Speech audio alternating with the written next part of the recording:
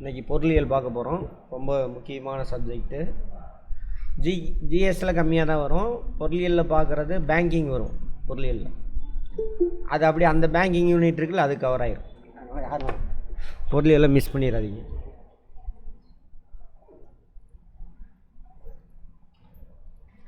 அதுக்கு முன்னாடி டவுட்ஸ் கேட்டிருந்தாங்க.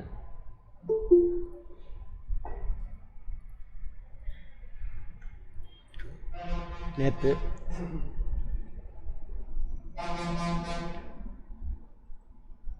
வாட்ஸ்அப்பில் மெசேஜ் அனுப்பியிருந்தாங்க. ஒரே தொழில் செய்பவர், அதாவது சங்கம் என்ன தொழில் செய்தோ அந்த தொழில் செய்கிறவங்க கூட்டுறவு சங்கத்தில் சேரக்கூடாது அப்படின்னு சொல்கிறீங்க சார். பிஏசிஎஸ் அப்படின்னா பிரைமரி, அதாவது தொடக்க வேளாண் கூட்டுறவு சங்கம் இல்லையா? ஓகேவா?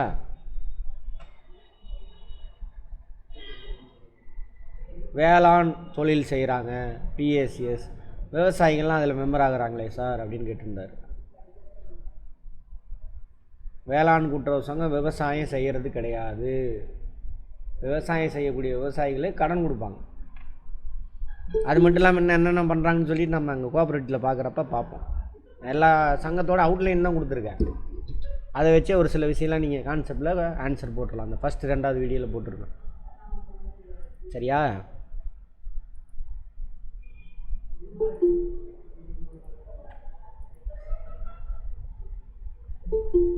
பாரா அதை வச்சு போட்டுருவோம்.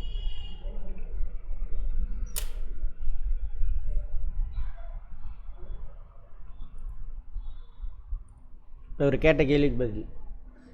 தொடக்க வேளாண் கூட்டுறவு சங்கம் வந்துட்டு கடன் கொடுக்குது, அதுதான் அவனோட வேலை. அப்போ விவசாயம் என்ன பண்ணுறான்? விவசாயம் செய்கிறான்.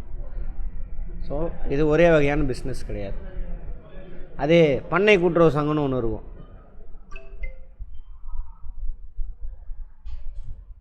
பண்ணை கூட்டுறவு சங்கம் அது ஒரு வகையானது.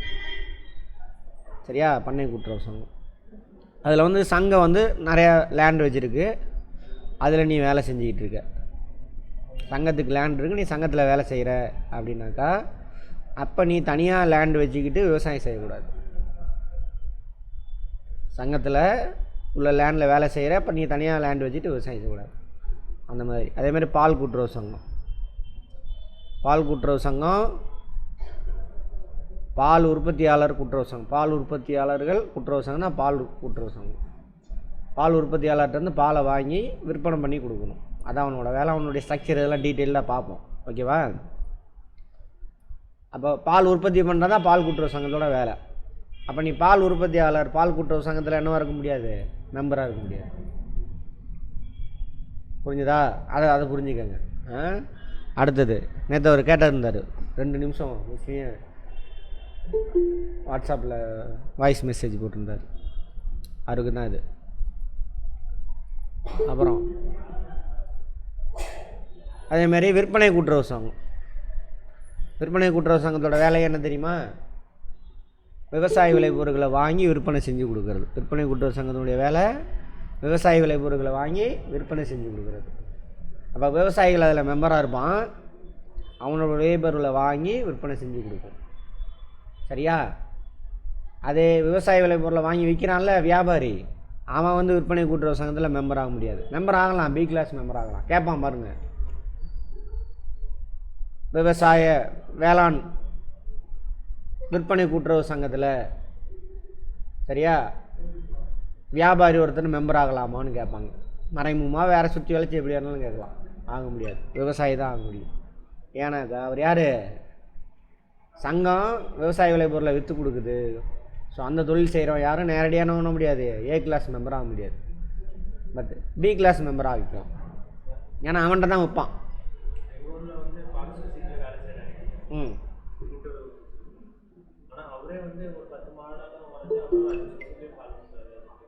அது தப்பு கிடையாது. ஆனால் அதுவுமே தப்பு தான். அது வேறு பேரில் வச்சுருப்பாங்க. நல்ல கேள்வி, கவனிங்க. அவங்க ஊரில் ஒருத்தர் இருக்காராமா, சரியா? ராம ஏன்றவர் இருக்கார், அவர் அந்த சங்கத்தில் வேலை செய்கிறார். சரியா? ஏன்றவர் அந்த சங்கத்தில் பால் கூட்டுறவு சங்கத்தில் வேலை செய்கிறாரு. அவரே 10 மாடு வச்சுருக்காராமா. பாலுக்காரன் அவர் சங்கத்திலே அவர் ஊற்றுறாரு அப்படிங்கிற அதுவே தப்பு தான். ஒரு சங்கத்தோட உறுப்பினர் அந்த சங்கத்தோட பணியாளராக இருக்க முடியாது. இவர் என்ன பண்ணியிருப்பார்னா அவங்க ஒய்ஃபை மெம்பர் ஆக்கியிருப்பார். ஓகேவா? இவர் பணியாளராக இருப்பார். அதான் புரிஞ்சுக்கணும். சங்கத்தில் உறுப்பினராக இருக்கிறான், சங்கத்தோட பணியாளராக ஆக முடியாது, ஏமாற்றிடுவான். அதனால் அப்படி இதெல்லாம் ரூல். குட். கேட்க தான் விஷயம் வரும். அதேமாதிரி நேற்று ஒருத்தர் மெசேஜ் பண்ணியிருந்தார், சார் சம்பளம் இன்றைக்கி தான் காலையில் தான் பார்த்தேன், ஊதியம், பணிக்கொடை,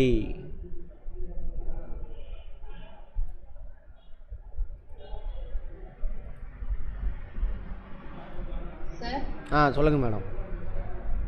சார் இப்போ நம்ம ரத்த சம்பந்தப்பட்ட உறவு வந்து லாஸ்ட் கான்செப்ட் சொல்லியிருந்தீங்களே சார், மனைவி உறுப்பினர் ஆக்கியிருப்பாங்க, அவங்க உறுப்பினர் ஆயிருக்க மாட்டாங்க.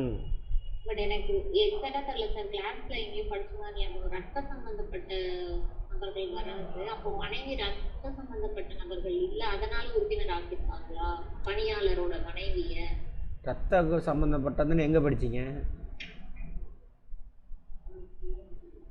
மனைவி ஒரு பணியாளரோட ரத்த சம்பந்தப்பட்ட which means என்னன்னா, இப்போ மகனும் மகள் அந்த மாதிரி 18 வயசுக்கு மேற்பட்டு இருக்கிறவங்க அந்த தொழில் செய்யறாங்கன்னு வச்சுக்கோங்க. ஒரு அப்பா வந்து பணியாளரா இருக்காரு, மகன் வந்து விவசாய தொழில் செய்யறாங்க, அவங்க உறுப்பினர் ஆகிறதுக்கான எல்லா தகுதியும் பெற்று இருக்காங்க. அந்த சங்கத்துல அவங்க உறுப்பினர் ஆக முடியுமா? தாராளமா. அதுக்கு எதுக்கு சம்மந்தமே இல்லை. இண்டிவிஜுவல் தான் பார்க்கணும். அவங்க ரத்த சொன்னா அதெல்லாம் பார்க்க முடியாது. அதெல்லாம் அந்த மாதிரி ரெஸ்ட்ரிக்ஷன் எங்கேயுமே இல்லை. ஓகேவா? என்னன்னு மேடம் எந்த இடத்துலன்னு சொல்லணும். நீங்கள் இருக்கும் ரத்த சம்மந்தப்பட்டதுன்னு இருக்கும். அப்படியா?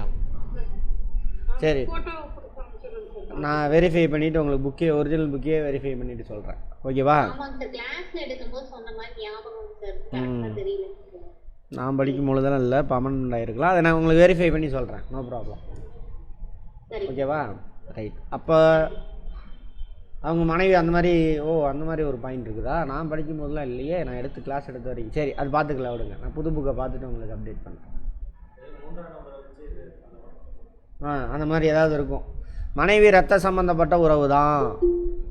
சரியா? மனைவி ரத்த சம்மந்தப்பட்ட உறவு இல்லைங்களே, மனைவி ரத்த சம்மந்தப்பட்ட உறவு தான். சரி, அதில் இப்போ ஏதாவது நிறையா அமெண்ட்மெண்ட் கொண்டு வந்திருக்கலாம். அதை நான் புது புக்கில் பார்த்துட்டு உங்களுக்கு சொல்லிடுறேன். No problem. அடுத்து சம்பளம், ஊதியம், பணிக்கொடை, இப்படி 3 வார்த்தை. இங்கே பாருங்கள், சம்பளம்னாலும் ஊதியனாலும் ஒன்று தான். சரியா? இது வந்து கவர்மெண்ட் நாம்ஸ் படி ஃபாலோ பண்ணி கொடுக்கணும். சேலரி அடிப்படை சம்பளம் இருக்கும், டிஏ இருக்கும், டியர்னஸ் அலவன்ஸ் இருக்கும். டியர்னஸ் அலவன்ஸ்னால் பணம் வீக்கம் இருக்கு இல்லையா, பணம் வீக்கணும்னு தெரிஞ்சுக்குவோம் எக்கனாமிக்ஸில். அதுக்கு தகுந்த மாதிரி சம்பளத்தில் ஒரு பர்சன்டேஜ் மாதம் சேர்த்து கொடுப்பாங்க, டியர்னஸ் அலவன்ஸு. அப்புறம் அச்சாரி ஹவுசிங் ரெண்டல் அலவன்ஸு, இந்த மாதிரிலாம் வரும். அதெல்லாம் சேர்த்து கொடுக்கணும். ஊதியம் சம்பளத்துக்கு கொடுப்பாங்க. பணிக்கொடைனா டெம்பரவரியாக போட்டிருப்பாங்க, அவங்களுக்கு கொடுக்குறது பணிக்கொடை. டெய்லி வேஜஸ் மாதிரி 200 300 அந்த மாதிரி கொடுப்பாங்க. இவங்களுக்கு இதெல்லாம் கொடுக்க மாட்டாங்க. புரியுதா? சரி, அதே மாதிரி இப்போ நம்ம அக்கௌண்ட்ஸில் பார்ப்போம். கூலி அப்படின்னு ஒன்று இருக்கும், வேஜஸ். இவங்களும் அதே மாதிரி தான். இவங்க வேறு. சம்பளம் ஊதியங்கிறது ஆஃபீஸில் வேலை செய்கிறவங்களுக்கு கொடுக்குறது, பர்மனன்ட் ஸ்டாஃபுக்கு கொடுக்குறது. டெம்பரவரி விளாட்றனால டெய்லியும் வேலை செய்கிறாங்கள, டெய்லியும் சம்பளம் வாங்கி, அது வந்து கூலி. அதேமாதிரி அக்கௌண்ட்ஸில் கூலி எங்கே வரும்? வேஜஸ் அப்படின்னு வந்துச்சுனாவே அதை ட்ரேடிங் அக்கௌண்ட்டில் காட்டணும். சம்பளம், ஊதியம் அப்படின்னு வந்துச்சுனாக்கா, சேலரி அப்படின்னு வந்துச்சுனாக்கா அது எங்கே சார் வரணும் அப்படின்னாக்கா ப்ராஃபிட் அண்ட் லாஸ் அக்கௌண்ட்டில் காட்டணும். ஓகேவா? ரைட், அவ்வளோதான். பணிக்கொடைனா அதாவது சம்பளம்னு சொன்னாங்க, சம்பளம் மாதிரி பணிக்கொடை, பணி செய்கிறதுக்காக கொடை கொடுக்குறோம் அப்படின்ற மாதிரி சொல்லி பிடிப்பாங்க.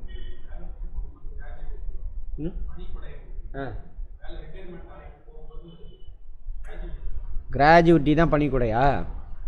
இங்கிலீஷ் வார்த்தை இருந்தால் நல்லாயிருக்கும். சரி. கிராஜுவிட்டினா ஒன்றும் கிடையாது. பிஎஃப்னு ஒன்று இருக்கும், ப்ராவிடென்ட் ஃபண்டு. அதுதான் கிராஜுவிட்டின்னு மாற்றிட்டாங்க பேர். ப்ராவிடென்ட் ஃபண்ட்லேருந்து நீ நடுவில் பணத்தை எடுத்துக்கலாம், அதுக்கு பேர் கிராஜுவிட்டி. ப்ராவிடென்ட் ஃபண்ட்னா என்னென்னு தெரியுமா? PF, provident fund.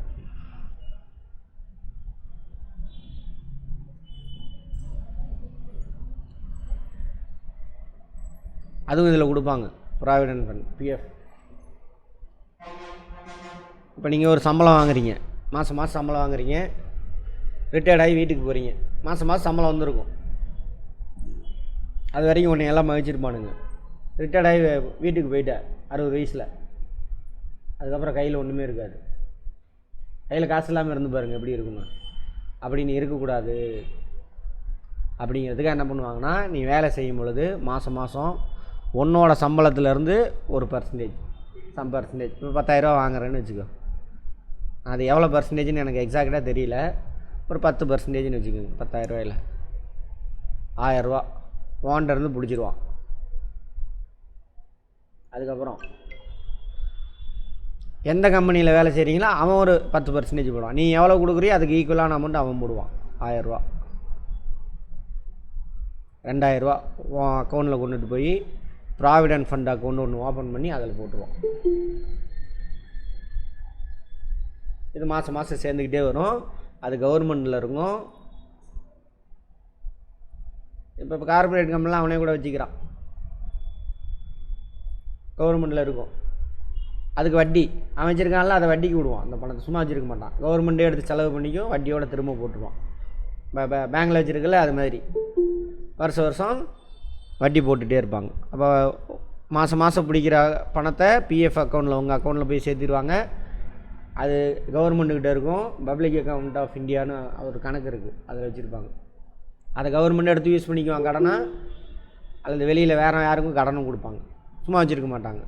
கொடுத்து கவர்மெண்ட் இப்போ எடுத்து பயன்படுத்துகிறான்னு வச்சுக்கோங்க, அதுக்கு வட்டியோட இப்போ 1000 ரூபா வாங்குறான், 10 ரூபா வட்டினாக்கா 1100 ரூபா வந்து என்ன பண்ணிடுவான், அவங்க அக்கௌண்ட்டில் போட்டுருவான். அந்த அமௌண்ட் சேர்ந்துகிட்டே வரும். 10-20 வருஷம் வேலை செய்கிறீங்களா, சேர்ந்துட்டு வந்து ஒரு பல்காக ஒரு அமௌண்ட் வரும். நீ ரிட்டையர்ட் ஆகி போகும்பொழுது மொத்தமாக அவன் கையில் எடுத்து கொடுப்பான். அதான் வந்து என்னது, ப்ராவிடென்ட் ஃபண்ட். அதில் நடுவில் திடீர்னு கேட்டியே அப்படின்னாக்கா அதுதான் இது கிராஜுவிட்டி, நடுவில் எடுத்துக்கலாம். ரிட்டையர்ட் ஆகி முடிஞ்சு போகிறப்ப தான் நீ எடுக்க முடியும் அந்த பணத்தை. நீ நடுவில் என்ன பண்ணலாம், டிமாண்ட் பண்ணி எடுத்துக்கிட்டு அதுதான் கிராஜுவிட்டி அப்படின்னு எனக்கு நான் நினச்ச வரைக்கும் அவ்வளோதான். சரியா? ப்ராவிடென்ட் ஃபண்ட்லேருந்து தானே எடுத்து கொடுப்பாங்க, அது கிராஜுவிட்டி. அவ்வளோதாங்க. பணி லோன் எடுக்க முடியுமா சார்? லோனா நீங்கள் இல்லை மேடம், நீங்கள் அதையும் எதையும் கன்ஃபியூஸ் பண்ணிக்காதீங்க. அது இது பர்சனல், ஒரு ஆளோட அது கதை. அதனால் இதை விட்டுருங்க. நீங்கள் கவர்மெண்ட் எம்ப்ளாயினாவே உனக்கு லோன் கொடுத்துருவான். அதனால் நீங்கள் அதையும் இதையும் அவ்வளோ இதெல்லாம் வச்சு தான் உங்களுக்கு லோன் கொடுப்பான். ஒரு ரிட்டையர்டானா பிஎஃப்லாம் வரும், ஒன்றும் பிரச்சனை இல்லை அப்படின்னு கொடுப்பான். அதனால் நம்ம அவ்வளோ இதாக போவேன்னா அதை விட்டுருங்க. ரைட், அவ்வளோதான். அப்புறம் இவங்க இருக்காங்க இல்லையா, யார் தலைவர், இன்னொருத்தர் யாரோ ஏதோ ஒரு கேள்வி கேட்டாங்களே, தலைவர் நேற்று தலைவர் சார், தலைவர், அப்புறம் போர்ட் ஆஃப் டைரக்டர்ஸ், இவங்களுக்கெல்லாம் எனக்கு வித்தியாசம் தெரில சார் அப்படின்னு கேட்டாங்க. திரும்ப சொல்கிறேன் கேளுங்க. ஜென்ரல் பாடி எல்லா உறுப்பினர் சேர்ந்து உட்கார்றது ஜென்ரல் பாடி, பொதுக்குழு. இவங்க எல்லாரும் டெய்லியும் சங்கத்தை வந்து பார்த்துட்டு போக முடியாது, மேற்பார்வை செய்ய முடியாது. அதுக்காக இவங்க ஒரு பிளானை ரெடி பண்ணி யார்கிட்ட கொடுத்துருவாங்க, போர்ட் ஆஃப் டைரக்டர்ஸை கொடுத்துருவாங்க. குறைஞ்சது 7 பேர் இருப்பாங்க. 7 பேர் சங்கத்தை வந்து பார்த்துட்டு போக முடியுமா டெய்லியும்? அவனுக்கு பொழப்பில்ல, பர்சனல் ஒர்க்கு. இவங்களாம் சங்கத்தோட உறுப்பினர்கள். அதனால் என்ன பண்ணுவாங்க, போர்ட் ஆஃப் டைரக்டர்ஸில் அவங்கள்லேருந்து எத்தனை பேர் பிரதம சங்கம்னா எத்தனை பேர் இருக்கணும்? 7 கிளியராக குறைஞ்சது 7 பேர், அதிகபட்சம் 11. மத்திய சங்கம் தப்பாக சொல்லக்கூடாது, தெரியலன்னா பேசாமல் இருக்கணும். பாருங்க, அன்றைக்கி தான் சொன்னீங்க, திரும்ப கேட்டால் சொல்லுங்கள். 11லேருந்து மத்திய சங்கமா? சரி. மாநில சங்கம்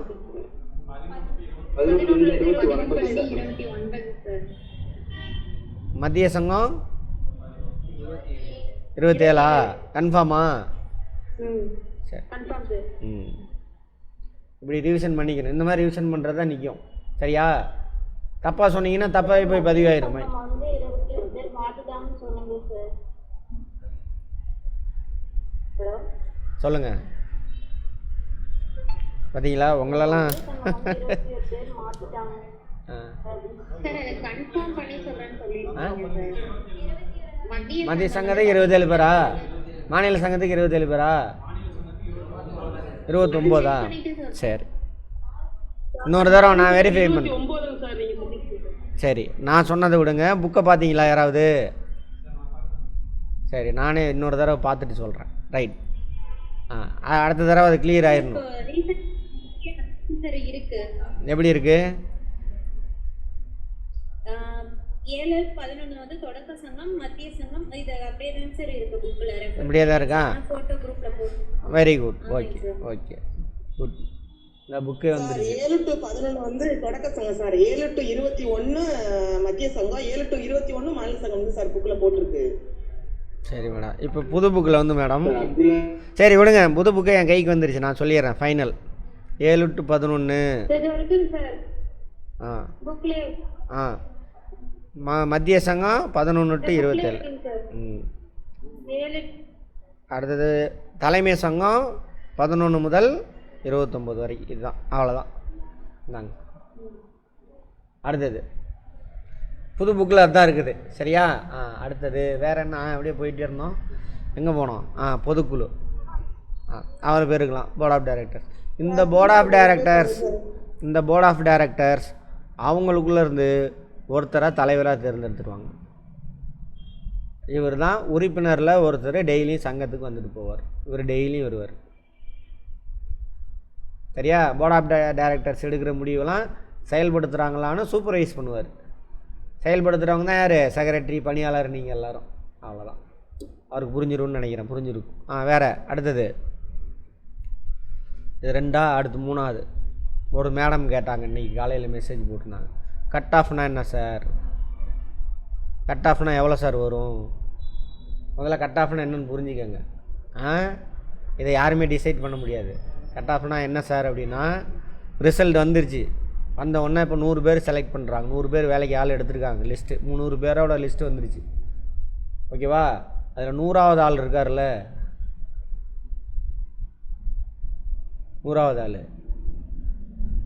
அவர் எவ்வளோ மார்க் வாங்கியிருக்காரோ அதுக்கு பேர் தான் கட் ஆஃப். புரிஞ்சுதா? அப்போ கட் ஆஃப் யாராவது முன்கூட்டியே சொல்ல முடியுமா? ப்ரிடிக்ட் பண்ணலாம். இவ்வளோ வரலாங்க, இது வரைக்கும் வேலை கிடைக்கும். புரிஞ்சதா என்னென்னு? ஆமாம். கொஸ்டின் பேப்பர் கஷ்டமாக இருந்தால் எல்லோரும் மார்க் குறையும். அப்போ கம்மியாக மார்க் எடுத்தவனுக்கு வேலை கிடைக்கும். அவ்வளோதான். கொஸ்டின் பேப்பர் ஈஸியாக இருந்தால் கட் ஆஃப் அதிகமாகிடும். அதாவது கட் ஆஃப் அதிகமான என்ன அர்த்தம்? கடைசியாக வேலை வாங்கணுடைய மார்க் அதிகமாக இருக்கும். கடைசி ஆள் வேலை வாங்கினதில் கடைசி ஆளோட மார்க் அதிகமாக இருக்கும். சரியா? இந்த கட் ஆஃப் வச்சே நிறைய பேர் யூடியூப் நடத்திட்டு இருக்கானுங்க. இவ்வளோ வரும் இன்னும் ஒன்றே போட்டு பார்க்குறது கட் ஆஃப். அது யாரும் ப்ரீ டிட்டர்மைண்டு கிடையாது. முன்கூட்டியே நிர்ணயிக்கிறது கிடையாது. முன்கூட்டியே ஒன்று மட்டும் நிர்ணயிப்பாங்க. குறைஞ்சபட்சம் எவ்வளோ மார்க் எடுக்கணும்னு சொல்லியிருப்பாங்க. குறைஞ்சபட்சம் இவ்வளோ எடுத்தால் தாங்க நீங்கள் பாஸ் அப்படின்னு. குறைஞ்சபட்சம் அதை எடுத்தோன்னா இப்போ நம்ம எக்ஸாம் ஸ்கூல் காலேஜில் பண்ணுறோம்ல, 100க்கு 35 எடுத்தால் பாஸு அப்படின்னு. அந்த மாதிரி கிடையாது. 100க்கு 35 எடுத்தால் பாஸு. ஆனால் டாப்பில் எல்லோரும் பாஸு. டாப்பில் 100 பேர் வேலை கொடுக்குறேன்னா 100 பேர் டாப்பில் இருக்கிற 100 பேருக்கு தான் வேலை கிடைக்கும். அப்புறம் அந்த கம்யூனிட்டி அதெல்லாம் ஃபாலோ பண்ணுறது அதெல்லாம் வேறு. ரோஸ்டர் சிஸ்டம் அதெல்லாம் வேறு. ஓகேவா? அப்படி கட் ஆஃபை நம்ம முடிவு பண்ண முடியாது. எனக்கு தான் தெரியும், ரிசல்ட் வந்த அன்றைக்கி தான் தெரியும் சொல்லுவாங்க. கட் ஆஃப்னா இதோட உள்ளவங்களுக்கு வேலை கிடச்சிருக்கு அப்படிங்கிறது. அந்த கடைசி ஆளோட மார்க் தானே அது cut off mark. Okay right. அந்த டவுட்டே வரக்கூடாது. இனிமேல் கேட்காதீங்க அதை. ரைட். இப்போ நம்ம பார்க்க போகிறது பொருளியல். ஃபேக்ட்டை மட்டும் நீங்கள் மெட்டீரியலில் நம்ம இதில் அப்டேட் பண்ணிக்குவோம். அந்த மாதிரி டவுட் இருக்குலாம் பார்த்து சொல்லிடுறேன். No problem. பொருளியல் எப்பயுமே பேசிக் கான்செப்ட் புரிஞ்சிருந்தீங்கன்னா மற்றெல்லாம் ஈஸி. எக்கனாமிக்ஸ், பொருளியல். இந்த டக்குன்னு நம்ம லிங்க் போட்டோன்னு உடனே வந்துடுங்க தயவு செஞ்சு. லேட்டாக வரீங்களா, அது வேறு டிஸ்டர்ப் ஆகுது நமக்கு.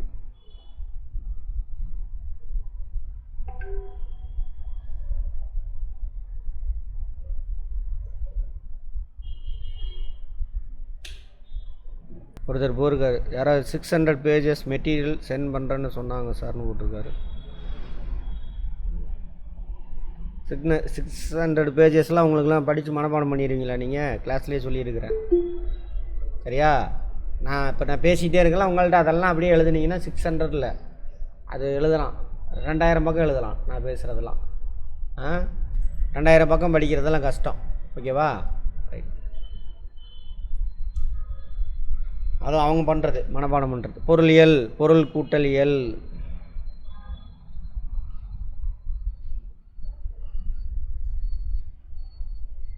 பொருளியல் பொருளை ஆதாரமாக கொண்டதான் மனிதன் வாழ்க்கை. மனிதன் தன்னோட தேவையான உணவு, உடை, இருப்பிடம் அதெல்லாம் எப்படி அடையிறான், எப்படி பெறுறான் அப்படின்னு படித்தோம்னா அதுதான் பொருளியல்.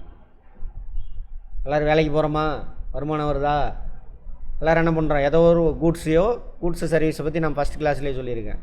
ப்ரொடக்ஷன் பண்ணி கொடுக்கணும், அதான் பிஸ்னஸ். ப்ரொடக்ஷன் பண்ணி கொடுக்கணும்,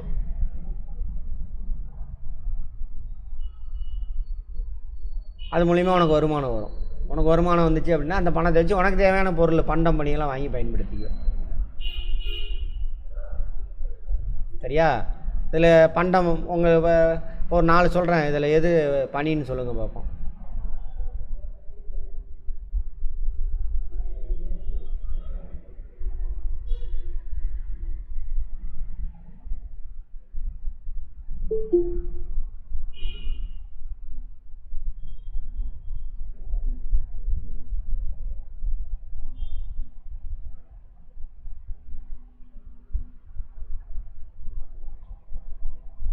இதில் எது பண்டம் ப்ரொடக்ஷன் பண்ணுறான், எது பனி ப்ரொடக்ஷன் பண்ணுறான்னு சொல்லுங்க.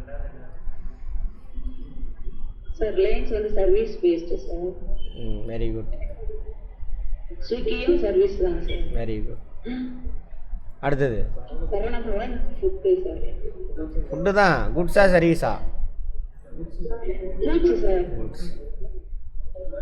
சரியா? வேறு லீ மெரிடியன் ஹோட்டல்,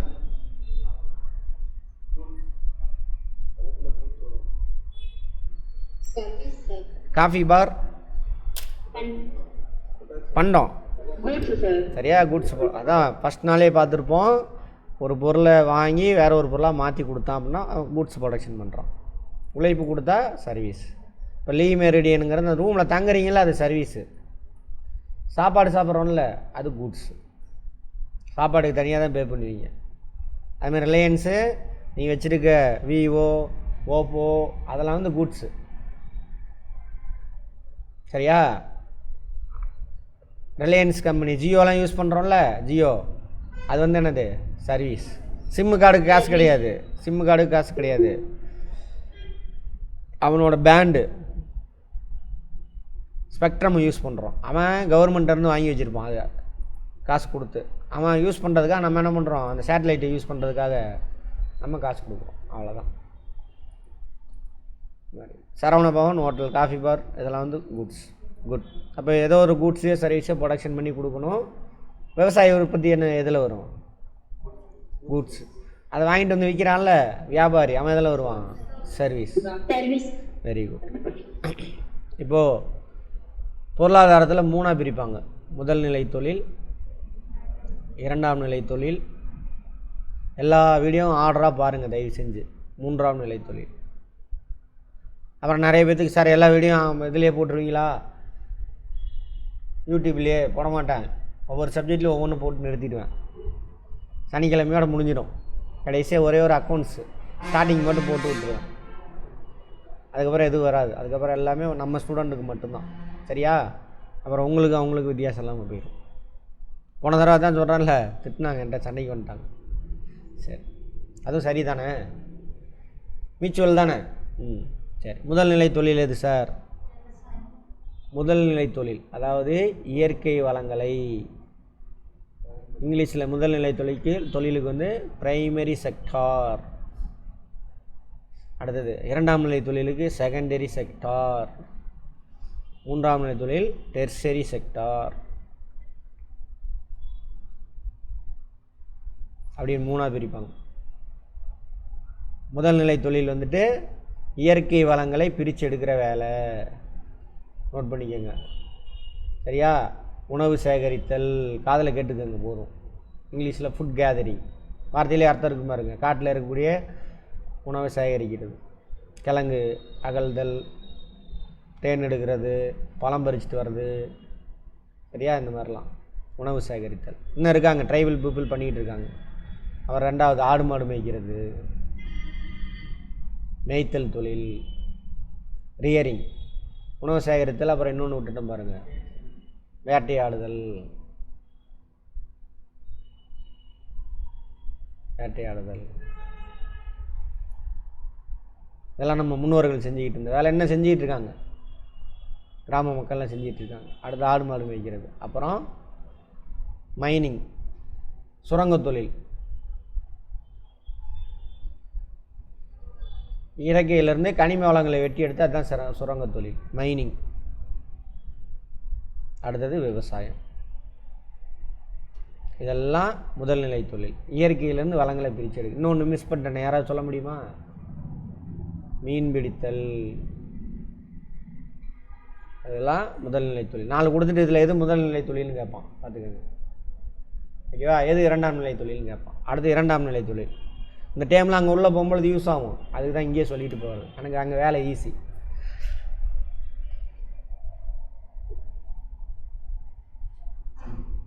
இந்த இயற்கையிலேருந்து பிரித்த வளங்களை நம்ம அப்படியே பயன்படுத்த முடியாது, ஒரு சில வளங்களை. ஸோ இந்த இயற்கையிலேருந்து பிரிச்சுட்டு வந்த வளங்களை வேற ஒரு பொருளாக மாற்றுவாங்க நம்ம பயன்படுத்துகிற மாதிரி. அந்த தொழில் செய்கிறது தான் என்னது, இரண்டாம் நிலை தொழில். உற்பத்தி துறைன்னு சொல்லுவாங்க. இதை தான் உற்பத்தி துறைன்னு சொல்லிக்கிட்டு இருக்கானுங்க சரியா. தொழில் துறைன்னு சொல்கிறான், உற்பத்தி துறைன்றான் சரியா. சரி, இது இரண்டாம் நிலை தொழில். எடுத்துக்காட்டு, இப்போது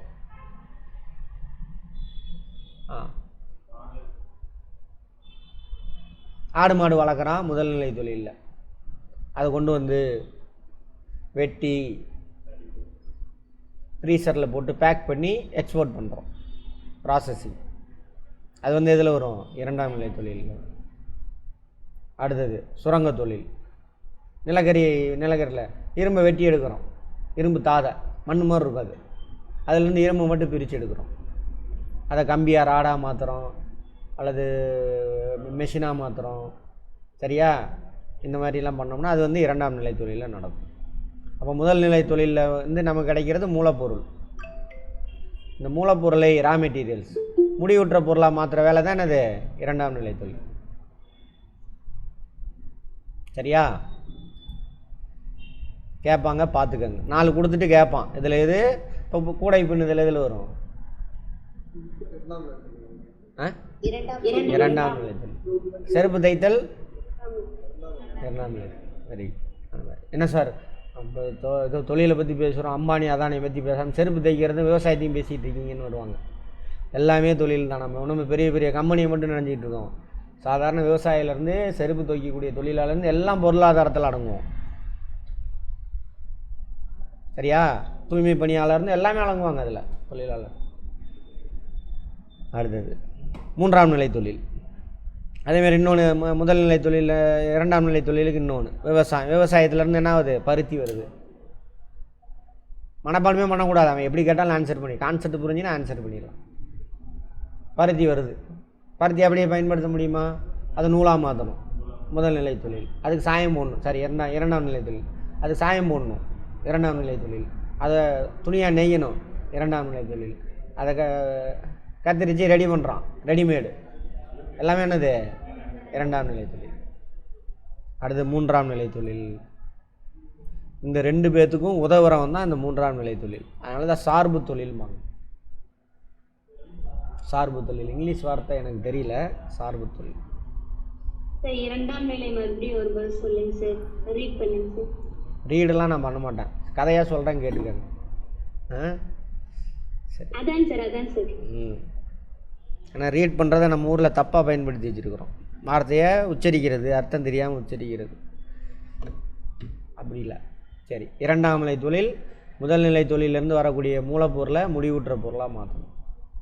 எடுத்துக்காட்டு, விவசாயத்திலேருந்து வரக்கூடிய பஞ்சு வருது, நம்ம அப்படியே பயன்படுத்த முடியாது. நூலாக மாற்றுவாங்க, அது எங்கள் இதில் வரும் 2ஆம் நிலை தொழில். அதுக்கு சாயம் போடுவாங்க, 2ஆம் நிலை தொழில். துணியாக மாற்றுவாங்க, 2ஆம் நிலை தொழில். வெட்டி தைச்சி வேறு போட்டுக்கிற மாதிரி ரெடிமேடாக மாற்றுவாங்க, இது எல்லாமே இதில் வரும் 2ஆம் நிலை தொழில். மூலப்பொருளை முடிவுற்ற பொருளாக மாற்றுறது. ஓகேவா? ரைட் மேடம், புரிஞ்சுதா? ஓகேங்க சார், புரிஞ்சுதுங்க. அடுத்தது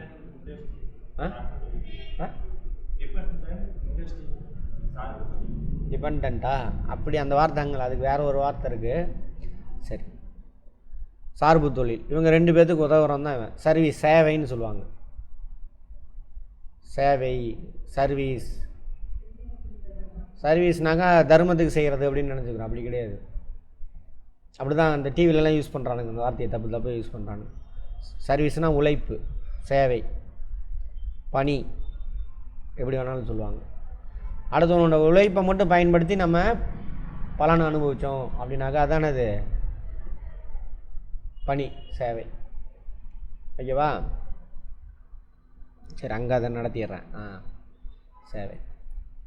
அடுத்தவனோட உழைப்பை மூலயமா நீங்கள் ஏதாவது ஒரு பலனை அனுபவிச்சிங்கன்னா அதுக்கு பேர் சேவை. இப்போ நான் ஃபீஸ் கட்டுறீங்களா எல்லோரும்? கட்டுற ஃபீஸ்லாம் எங்கே போகும்? சேவை. நான் ஏதாவது பொருள் தரணும் உங்களுக்கு, மெட்டீரியல் விட்டுருங்க, அது ஜெராக்ஸ், அது மட்டும் தவிர அவன் நீங்கள் பற்ற பணமோ அந்த அந்த பேப்பருக்கும் சமமா?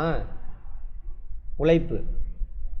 நீங்கள் என் மூலயமா நான் கெயின் பண்ணி வச்சுருக்க அறிவை உங்களுக்கு ஷேர் பண்ணுறேன், கற்றுக் கொடுக்குறேன், உழைக்கிறேன் நான் உங்களுக்காக. ஏதாவது பொருள் வாங்கினீங்க, இப்போ போகிறீங்க டீ கடையில் டீ வாங்குகிறோம், 15 ரூபா கொடுக்குறீங்க, பொருள் தெரியுது கண்ணு கூட. செல்ஃபோன் போகிறீங்க, 10,000 ரூபா கொடுக்குறீங்க, கண் கூட வாங்குகிறோம். இப்போ என்கிட்ட என்ன வாங்கினீங்க? உழைப்பு. என் மூலமாக பலன் பெறுறீங்களா இல்லையா? என்ன பலன்? அறிவை வளர்த்துக்கிறோம். வேலை வாங்குறலாம் விட்டு நாலேஜ். அங்கே எக்ஸாமில் நாலேஜ் இருக்கான்னு செக் பண்ணி உங்களுக்கு வேலை கொடுக்குறோம், அது வேறு. எனக்கு நாலேஜ் உங்களுக்கு ஷேர் பண்ணும், அதான் பண்ணிக்கிறேன். அது அப்புறம் டாக்டர் போகிறீங்களா, ஃபீஸ் கட்டுறீங்களா இல்லையா? சார் மாத்திரை ஊசி மாத்திரைக்கெல்லாம் தனி. அவர் உங்கள்கிட்ட என்ன நோய் இருக்குன்னு கண்டுபிடிச்சி அவரோட அறிவை உங்களுக்காக என்ன பண்ணுறாரு? செலவு பண்ணுறாரு. சர்வீஸ். அதேமாதிரி டிரான்ஸ்போர்ட், பஸ் ஏறி வரீங்கல்ல, 5 ரூபா கொடுத்துட்டு வாங்குகிறோம் டிக்கெட்டு. மகளிர் சார் அது வேறு, அது விட்டுருங்க, உங்கள் சார்பில் கவர்மெண்ட் அதை கொடுத்துரும், சரியா? 10 ரூபா கொடுத்து டிக்கெட் வாங்குகிறோம். அந்த டிக்கெட்டுக்கு ஒர்த்தாது 10 ரூபா. பஸ்ஸு அந்த பஸ்ஸு, அந்த டிரைவரு, கண்டக்டரு எல்லோரும் உழைக்கிறாங்க உங்களுக்காக, உன்னை கொண்டு வந்து இறக்கி விட்றோம். இல்லை நீ நடந்து வரணும், உனக்காக அவன் உழைக்கிறான், அதெல்லாம் உழைப்பு. இப்போ போக்குவரத்து. அப்போ வங்கி எதில் வரும்? சேவை. அன்றைக்கே சொல்லியிருப்பேன், சேவையை பற்றி டீட்டெயிலாக பார்ப்போம். வங்கியோட வேலை என்ன? வங்கி பெரிய யூனிட்டே இருக்குது, பார்த்துக்கோங்க. வங்கியிலேருந்து எத்தனை கேள்வி வரும்? 30 கேள்வியா? 30 20? 30 கேள்வி. ஆமாம். அதுலேருந்து அப்போ நூக்கன் காரணம் கான்செப்ட்லாம் நிறையா, எல்லாம் கான்செப்ட் தான் இருக்கும். அங்கே பேங்கிங்கில் ஃபேக்ட் ஒன்றுமே கேட்க முடியாது. இதெல்லாம் புரிஞ்சு வச்சுருந்தா அங்கே ஆன்சர். ஏதோ 1 2 வங்கி ஒழுங்குமுறை சட்டம், அப்புறம் அந்த ஒரு 2 3 ஆர்டிக்கல்லாம் போட்டிருக்கானுங்க, அது மட்டும் பார்த்துட்டு அதெல்லாம் புரிஞ்சு வச்சுருக்கணும். சேவை துறையில் வரும். அவனோட வேலை என்ன? வங்கியரோட வேலை என்ன?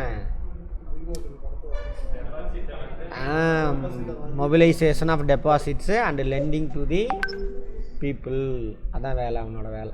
அதை பற்றி அன்றைக்கே பார்த்துருவோம், ரைட். இதெல்லாம் இதில் வரும். அப்போ வங்கி, என்ஜினியரிங், வீடு கட்டி கொடுக்குறது, சரியா? போக்குவரத்து, இன்சூரன்ஸு, தகவல் தொடர்பு, எல்லாமே இதில் வரும், சேவை.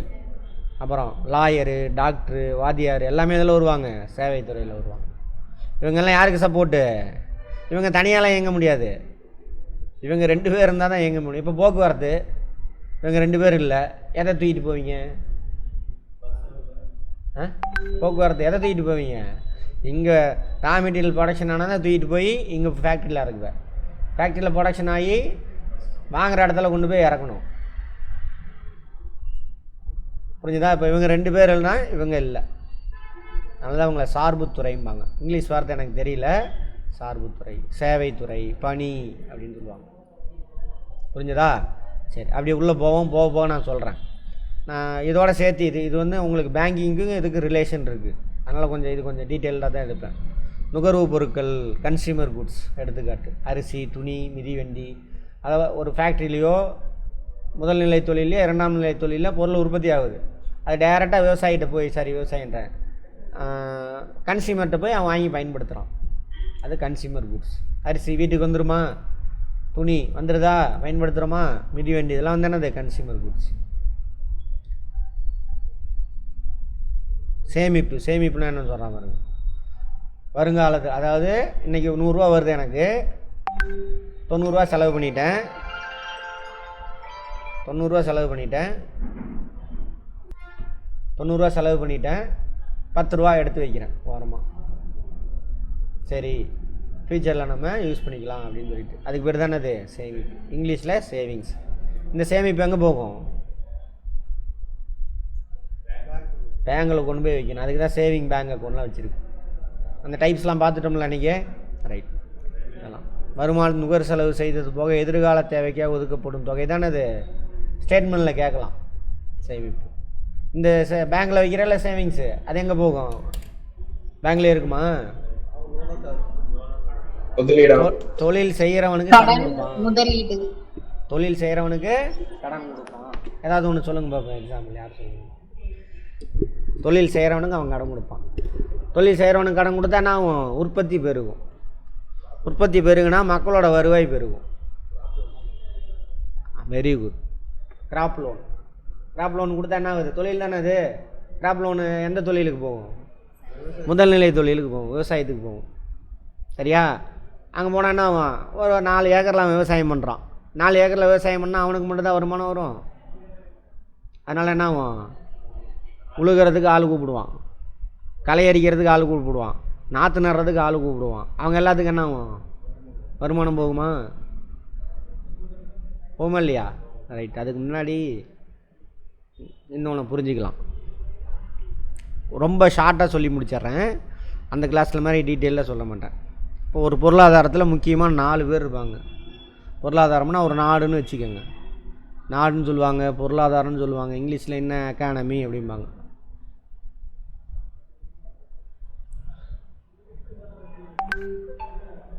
எக்கானமி அப்படிம்பாங்க. எக்கானமினா ஒரு நாடு, நாட்டோட பொருளாதாரம் அப்படின்னு அர்த்தம்.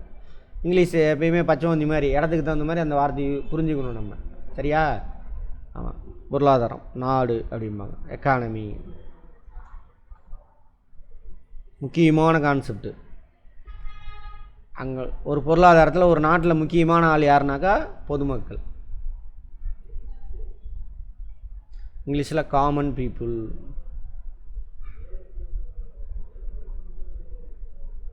சரியா? இன்னொன்று பிஸ்னஸ் ஃபேம், தொழில் நிறுவனங்கள். Business firm. இந்த தொழில் நிறுவனங்கள் தான் எத்தனையாக பிரிக்கிறோம்? 3ஆக பிரித்தோம். தொழில் நிறுவனங்கள் தான் எத்தனையாக பிரிக்கிறோம்? 3. முதல் நிலை தொழில், 2ஆம் நிலை தொழில், 3ஆம் நிலை. இந்த தொழில் நிறுவனத்தோட வேலை என்ன தெரியுமா? இந்த பொதுமக்களுக்கு தேவையான கூட்ஸ் அண்ட் சர்வீசஸை ப்ரொடக்ஷன் பண்ணுறது. பண்டம் மற்றும் பணிகள் இப்போ பார்த்தோம்ல, இந்த பொதுமக்களுக்கு தேவையான பண்டம் மற்றும் பணியை உற்பத்தி பண்ணணும். பண்டம் மற்றும் பணிகள், கூட்ஸ் அண்ட் சர்வீசஸ், அதை ப்ரொடக்ஷன் பண்ணணும். ப்ரொடக்ஷன் பண்ணி அவன்கிட்ட கொடுப்பான். அதுதான் அவனோட வேலை. இப்போ நான் என்ன பண்ணிகிட்டு இருக்கேன்? சர்வீஸ் ப்ரொடக்ஷன் பண்ணிகிட்டு இருக்கேன். விவசாயம் என்ன பண்ணிகிட்டு இருக்கான்?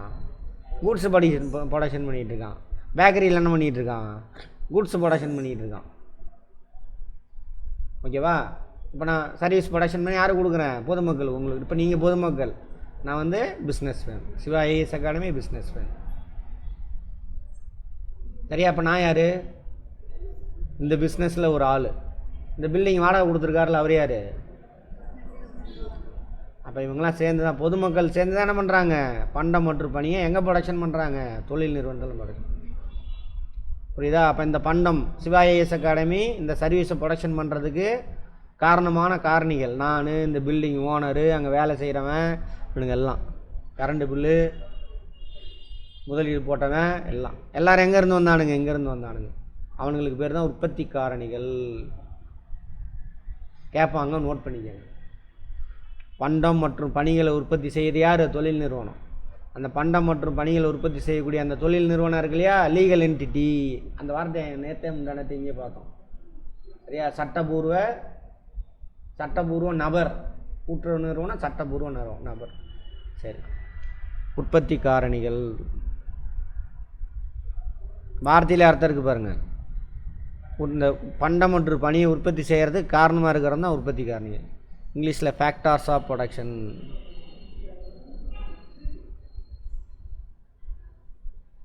ஃபேக்டார்ஸ் ஆஃப் ப்ரொடக்ஷன் உற்பத்தி காரணிகள். எது சார்? கேள்வி கேட்பான், நோட் பண்ணிக்கங்க. நிலம், உழைப்பு. இந்த கொஸ்டின் கட்டாயம் இருக்குங்க. நிலம், அதாவது இங்கிலீஷில் சொல்லிங்க, லேண்டு, லேபரு, கேபிட்டல், மூலதனம், ஆர்கனைசேஷன், அமைப்பு.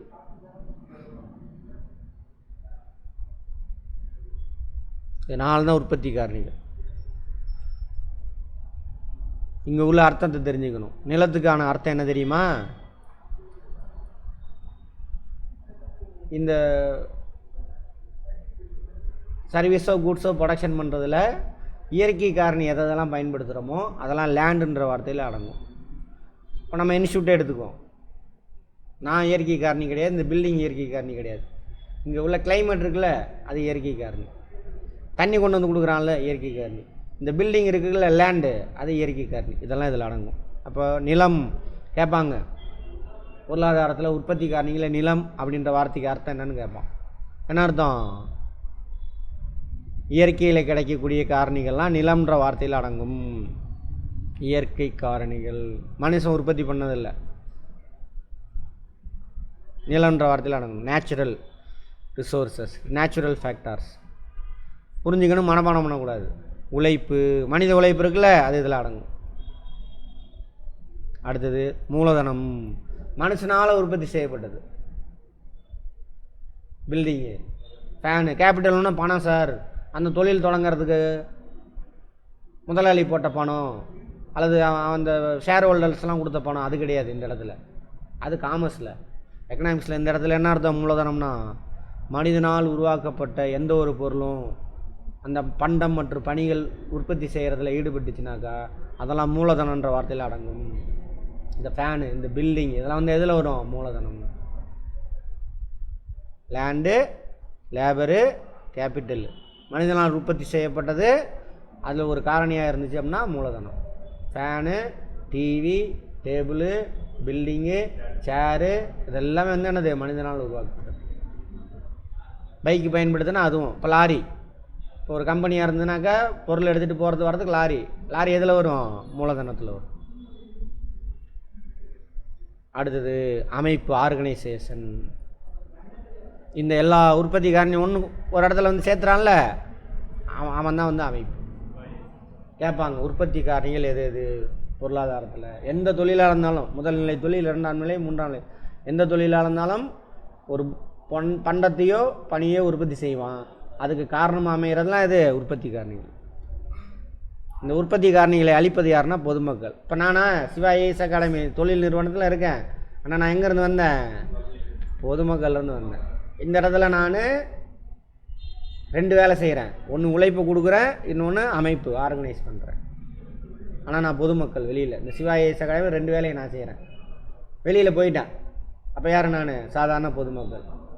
உங்கள்கிட்ட நீங்கள் கொடுக்குற பணத்தை இந்த மற்ற உற்பத்தி காரணிகள்லாம் பிரித்து கொடுத்துட்டு என்னோடய உழைப்புக்கு, சரியா, உழைக்கிறல வேலை செய்கிறல, அதே மாதிரி நான் ஆர்கனைஸ் பண்ணுறேன்ல, அதுக்காக ஒரு பார்ட்டி எனக்கு பணம் வரும். அந்த பணத்தை எடுத்துகிட்டு போய் நான் என்ன பண்ணுவேன்?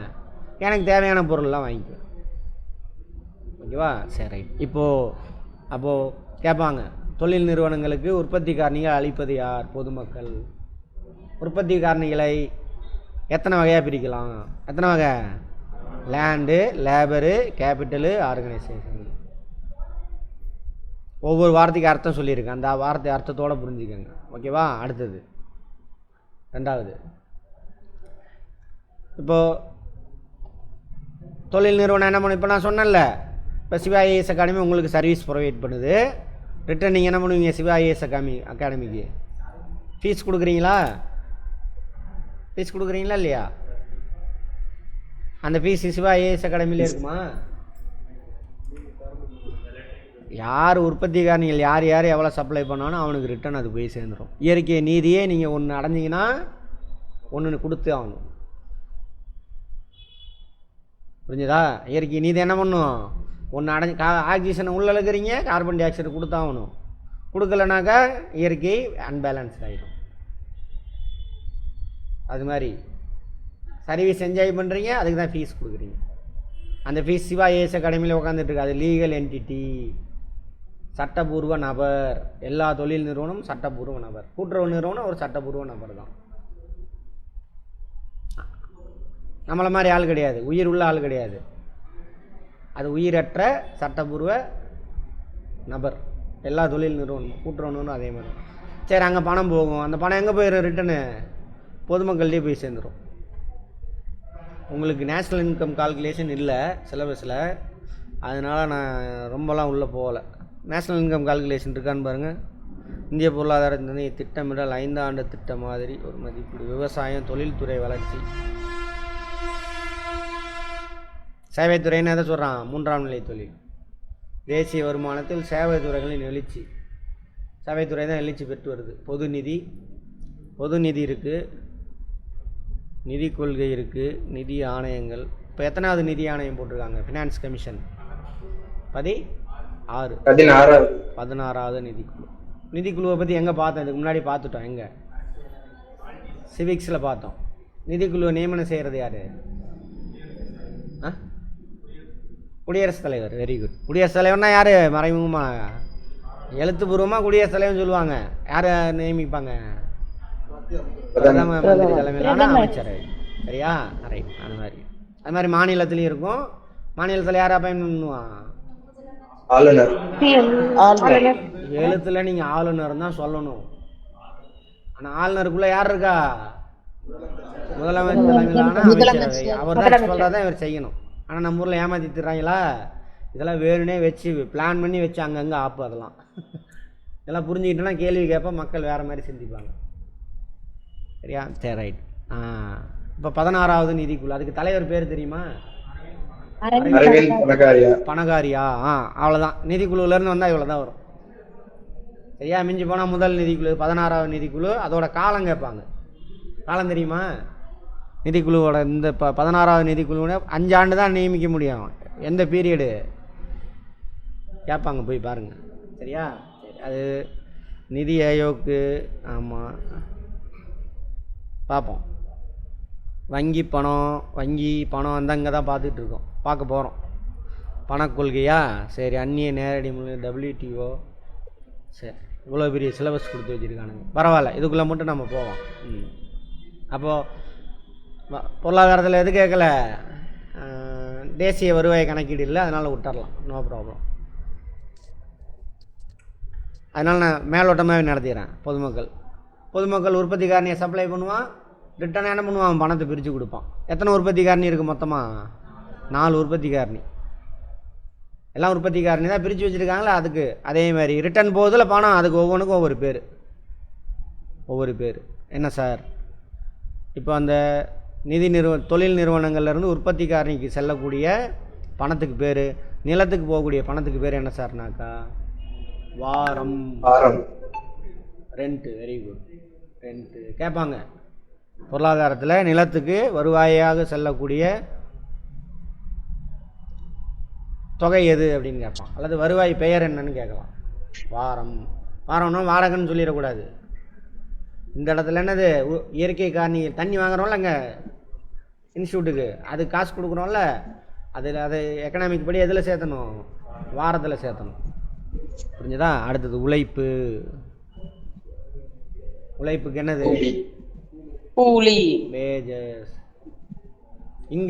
அங்கே வேஜஸ்னால் வேறு, இங்கே வேஜஸ். இங்கே சம்பளத்துலேருந்து எல்லாம் வெளியே அடங்கிடும். எல்லா உழைப்பு அளிக்கும். ஆஃபீஸில் வேலை செய்கிறவனுக்கும் சரி, டெய்லி வேலை செய்கிற எல்லாரோட சம்பளம் இதில் அடங்கிடும்.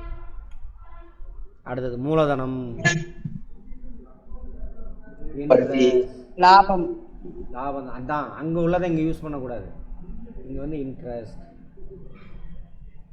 வட்டி. இன்ட்ரெஸ்ட் வட்டி. வேஜஸுக்கு வந்து கூலி. இந்த இடத்துல எக்கனாமிக் பாயிண்ட் ஆஃப் வியூவில் உற்பத்தி காரணிகள் 4ஆக தான் பிரிப்பாங்க.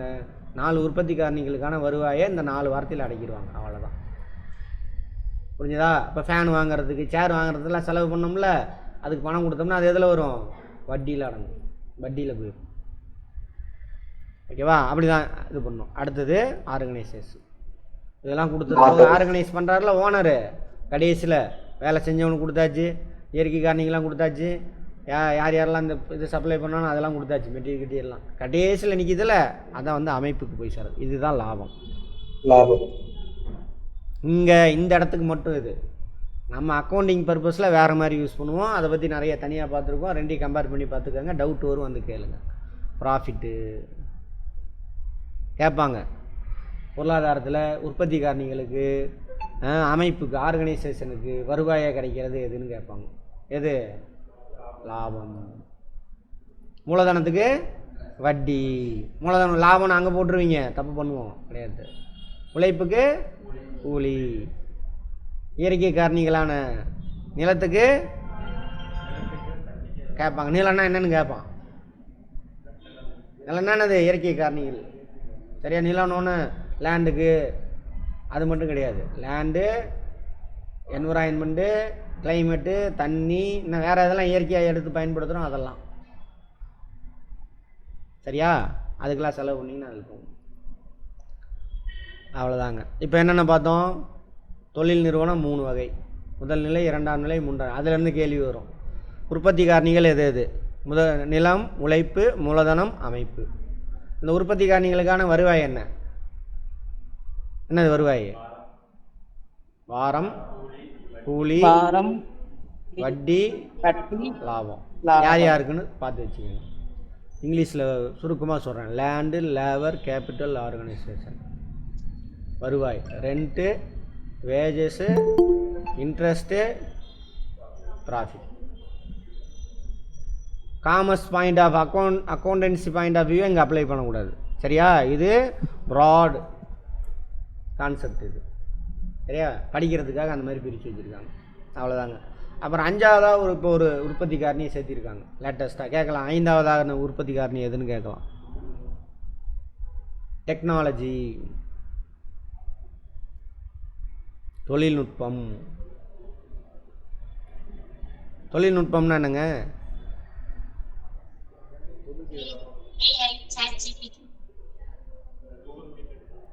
நியூ டெக்னாலஜின்னு சொல்லிடாதீங்க. புதுசு டெக்னாலஜி. ஒரு வேலையை என்ன மெத்தடில் செய்கிறோம், way of work, method of work, அதுக்கு பேர் தானே இது. ஒரு வேலையை எப்படி செய்கிறோம். இப்போ டீச்சிங் இருக்கா? நம்மளே பாருங்கள் எத்தனை மெத்தடாலஜி கடந்து வந்திருக்கீங்கன்னு, டெக்னிக்கை கடந்து வந்துருங்க. ஃபஸ்ட் என்ன பண்ணீங்க? ஸ்கூலுக்கு போனோமா எல்லாம் டீச்சர் என்ன பண்ணாங்க? பிளாக் போர்டு, சாக் பீஸ் வச்சு சொல்லி கொடுத்தாங்க. அப்புறம் என்னாச்சு? ஒயிட் போர்டு, ஸ்கெட்ச் வச்சு சொல்லி கொடுத்தாங்க. இப்போ என்ன ஆயிடுச்சு? இன்டர்நெட்டில் பார்க்குறேன். எங்கேயோ உட்காந்துட்டு எங்கேயோ இருந்து எத்தனையோ பேர் அட்டன் பண்ணிட்டு இருக்கீங்க. எல்லாமே டீச்சிங் தானே. ஆனால் என்ன, டெக்னாலஜி மாறிக்கிட்டே இருக்குது. இன்னும் ஃபியூச்சரில் மாறலாம். மாறிச்சுன்னா அது நியூ டெக்னாலஜி. அவ்வளோதான். தொழில்நுட்பம் தமிழில். ஓகேவா?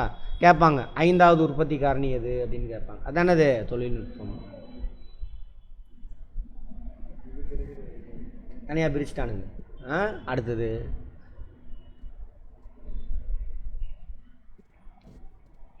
சார். சொல்லுங்கள் மேடம். சார், இப்போ அக்கௌண்ட்ஸுக்கும் இதுக்கும் கம்பேர் பண்ணி கன்ஃபியூஸ் ஆகும்னு சொன்னோம்ல சார், அந்த மாதிரி ஏதாவது ஒரு எடுத்துக்காட்டு கேள்வி சொல்லுங்க சார், டிஃபரன்ஷியேட் பண்ணி தெரிஞ்சுக்கிறதுக்கு. அதுதான் டெஸ்ட் வைக்கிறோம்ல. சரிங்க சார். மேடம் அவன் சொல்லுவான், இப்போ பொருளாதாரத்தில் நிலத்திற்கான வருவாய் என்னன்னு கேட்பான், பொருளாதாரத்தில்னு கேட்பான். புரிஞ்சதா? சரிங்க. கொஸ்டினை நீங்கள் புரிஞ்சிட்டு எழுதணும், அவ்வளோதான் மேட்ரு. சரிங்க. அதுக்கு வருவாயை பற்றி சொல்லலை. அது வந்துட்டு வட்டியில் தான் வரணும். தொழில்நுட்பத்துக்கான வருவாய் வந்து வட்டியில். ஏன்னா மனுஷன் உருவாக்கினது தானே இது.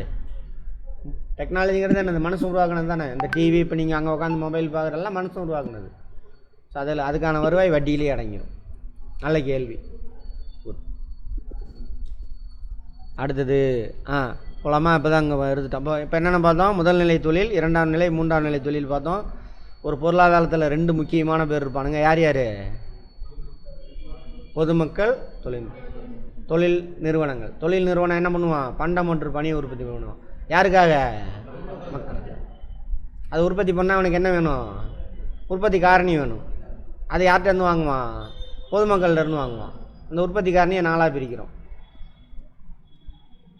சும்மாலாம் செய்ய மாட்டான். ஸோ பண்டம் மற்றும் பணியை உற்பத்தி பண்ணி இங்கே கொடுக்குற அவன்கிட்ட காசை வாங்கி அதை யாருக்கு திரும்ப கொடுத்துருவான்? எல்லாத்தையும் பொதுமக்கள்கிட்டே கொடுத்துருவான். இப்போ யாருக்கு வருமானம் அதிகமாகும்? பொதுமக்களுக்கா? தொழில் நிறுவனத்தில் 5 பைசா இருக்காது, அதை விட்டுருங்க. எல்லாமே அங்கே போயிடும் பொதுமக்களுக்கு. பொதுமக்கள் இப்போ நம்ம எல்லோரும் இருக்கோம், யார் அதிகமாக சம்பாதிப்பா சொல்லுங்க பாப்போம். அப்போ தான் இதை புரிஞ்சு. பிசினஸ் பண்றோம். புரியல சத்தமா. வியாபாரிகள் வியாபாரிகள், விற்பனை பண்றோம். விற்பனை சங்கம். யாரு அதிக வேல்யூவுக்கு தொழில் நிறுவனங்களுக்கு land, labour, capital, organisation supply பண்ணுறீங்களோ அவங்களுக்கு தான் வருவாய் அதிகம். புரியுதா? இப்போ நான் இருக்கேன், இங்கே வந்து வேலை செய்கிறேன், வருமானம் வருது, அதை சேமித்து வச்சு வேறு ஒரு தொழில் நிறுவனத்தை ஆரம்பித்து நடத்துகிறேன். அந்த பணம் என்ன பண்ணுவோம்? அது அது ஆர்கனைசேஷன். அந்த பணம் சம்பாதிக்கும். இன்னும் கொஞ்சம் பணத்தை எடுத்து இன்னொரு இடத்துல நான் வேலை செய்கிறேன், எனக்கு இங்கே வருமானம் வருது, நான் போட்ட முதலீடு அங்கே வருமானம் வருது. இப்படி யார் அதிக அளவுக்கு வேல்யூவுக்கு land, labour, capital, organisation supply பண்ணுறீங்களோ அவனுக்கு தான் வருமானம், அவன் தான் பணக்காரன். கொஸ்டின் கேட்பாங்க, புரிஞ்சுதா? ரைட். அடுத்தது புலமை வேகமாக. முதல்நிலை தொழில் விவசாயம், மரம் வெட்டுதல், கால்நடை, மீன்பிடித்தல், மீன் வளர்ப்பு, சுரங்க தொழில் எல்லாமே முன்னாடி பேசியாச்சு. கிராமங்கள் நமது நாட்டின் முதுகெலும்பு என கூறியவர் யார்? மகாத்மா காந்தி. ஆனால் கிராமங்கள் நிறைந்தது தான் நம்ம இந்தியா. நோட் பண்ணிக்கோங்க, முக்கியமான கேள்வி. வேளாண் சார்ந்த தொழில்களுக்கு எடுத்துக்காட்டுகளை கூறுக. வேளாண் சார்ந்த தொழில் 2ஆம் நிலை. இந்த இடத்துல தொழில் மீன்ஸ் 2ஆம் நிலை தொழில். ஒரு நிறுவனம், அந்த 2ஆம் நிலை தொழிலோட வேலை என்ன? மூலப்பொருளை முடிவு பொருளாக மாற்றணும். அந்த மூலப்பொருள் எங்கேருந்து வருது? அந்த ஃபேக்ட்ரிக்கு. சரியா? அதுதான் முதல் நிலை தொழில். சரி, என்னது? வேளாண் சார்ந்த தொழில். விவசாயத்துலேருந்து அதுக்கு ரா மெட்டீரியல் வந்தால் வேளாண் சார்ந்த தொழில். பருத்தி ஆலை. பருத்தி ஆலையோட வேலை என்ன? நூல் நெய்யணும். நூலுக்கு பருத்தி எங்கேருந்து வருது? விவசாயத்துலேருந்து வருது, அது வேளாண் சார்ந்த தொழில். சர்க்கரை ஆலை வேளாண் சார்ந்த தொழில். சர்க்கரை தயாரிக்கணும்னா என்ன வேணும்? கரும்பு. உணவு பதப்படுத்தும் தொழிற்சாலை. உருளைக்கிழங்கு இதெல்லாம் இருக்குல்ல, அரிசியாக மாற்றுறது, சிப்ஸு தயாரிக்கிறது. அப்புறம் என்னது? சாஸ் தயாரிக்கிறது. நம்ம ஊரில் என்ன தயாரிப்போம்? ஊறுகாய் தயாரிப்போம். சரியா? தொக்கு, ஊறுகாய் இதெல்லாம். அதில் வந்து என்னது? பதப்படுத்தும் தொழிற்சாலை. அதுக்கான ரா மெட்டீரியல் எங்கேருந்து வரும்? புரிஞ்சு வச்சுக்கோங்க. அவன் எப்படி கேள்வி கேட்டாலும் கொஸ்டின், ஐயோ இந்த கொஸ்டின் நம்ம எங்கேயும் பார்க்கலையேன்னு பார்க்கக்கூடாது. இதுக்கு என்ன அர்த்தம் அப்படின்னு கேள்வி கேளுங்க, உங்கள் மூளை வந்து ஐடியா கொடுக்கும். இதுதான் வரும், போடுங்க. ஃப்ளூக் கிடையாது, அதான் கரெக்டு, இதுதான் வரும் அப்படின்னு மாற்றுங்க, ஆட்டிடியூடை மாற்றுங்க. அடுத்தது காடு சார்ந்த. காட்டிலேருந்து ரா மெட்டீரியல் வரும். காகித தொழிற்சாலை. காகித தொழிற்சாலைக்கு என்ன வேணும்? மரம். இப்போ கரும்பு சக்கையும் யூஸ் பண்ணுறாங்க, நல்லா வெறும் மரம் மட்டும்தான். மரச்சாமான் தொழில், ஃபர்னிச்சர். மரம் எங்கேருந்து வரும்? காட்டிலேருந்து தான் வரும். அடுத்தது கட்டுமான தொழிற்சாலை, எல்லாமே அதே மாதிரி தான். கனிமம் சார்ந்தது, மினரல்ஸ். சிமெண்ட்டுக்கு என்னென்ன வேணும்னு பார்த்தோம் கெமிஸ்ட்ரியில், பார்த்துட்டோமா? சிமெண்ட்டுக்கு என்னென்ன வேணும் இன்னும் பார்க்கலையா? பார்த்துட்டோமா? இல்லை, இந்த பேட்சுக்கு பார்த்துருக்க மாட்டோம். அடுத்தது சுண்ணாம்பு வேணும்ல, சுண்ணாம்பு எங்கேருந்து கிடைக்கும்? மண்ணிலேருந்து தான். கனிமம் சார்ந்த தொழில். இரும்பு ஆலை, இரும்பு தாது மண்ணில் இருந்தால் கிடைக்கும். அலுமினியம் மண்ணில் இருந்து. அலுமினியத்தோட தாது என்ன? பாக்சைட். ரைட். கடல் சார்ந்த தொழில்களுக்கு எடுத்துக்காட்டு. கடல் உணவு பதப்படுத்து. கடல் உணவு மீனை பதப்படுத்தி அனுப்புகிறாங்களா? அதெல்லாம். ரைட். போக்குவரத்துனே வகைப்படுத்துதல். சாலை, ரயில், கடல், ஆகாய போக்குவரத்து. இன்னொரு போக்குவரத்து இருக்குது தெரியுமா? குழாய் போக்குவரத்து. இதெல்லாம் சும்மா படிச்சுக்கோங்க. குழாய் போக்குவரத்து. தகவல் தொடர்பின் வகைகள். அஞ்சல், தொலைபேசி, தொழில்நுட்பம். அதெல்லாம் உங்களுக்கு கேட்க மாட்டாங்க, விட்டுருங்க. போக்குவரத்து, தொலைத்தொடர்பு, வர்த்தகம், வங்கி, இது கேட்பான். இதெல்லாம் இதில் வரும். மூன்றாம் நிலை தொழில். தமிழ்நாட்டில் நகரங்களில் வசிக்கக்கூடிய மக்களோட அளவு 47%. கேட்பான், நோட் பண்ணிக்கோங்க. இந்திய பொருளாதாரம் ஒரு டேஷ் பொருளாதாரம், கலப்பு பொருளாதாரமாக இருந்து இப்போ வந்து என்னவா மாறிக்கிட்டு இருக்கோம், முதலாளித்துவ பொருளாதாரமாக மாறிட்டு இருக்கோம். பொருளாதாரத்தில் 3 வகை இருக்குது. அதாவது யார் முதலீடு செய்கிறாங்க அப்படின்ற அடிப்படையில். இந்த தொழிலெலாம் பார்த்தாலும் முதல் நிலை, 2ஆம் நிலை, 3ஆம் நிலை தொழில், அதை யார் செய்கிறாங்கன்னு அடிப்படையில் 3 பொருளாதாரம் இருக்குது. தெரிஞ்சுக்கங்க. முதலாளித்துவம்,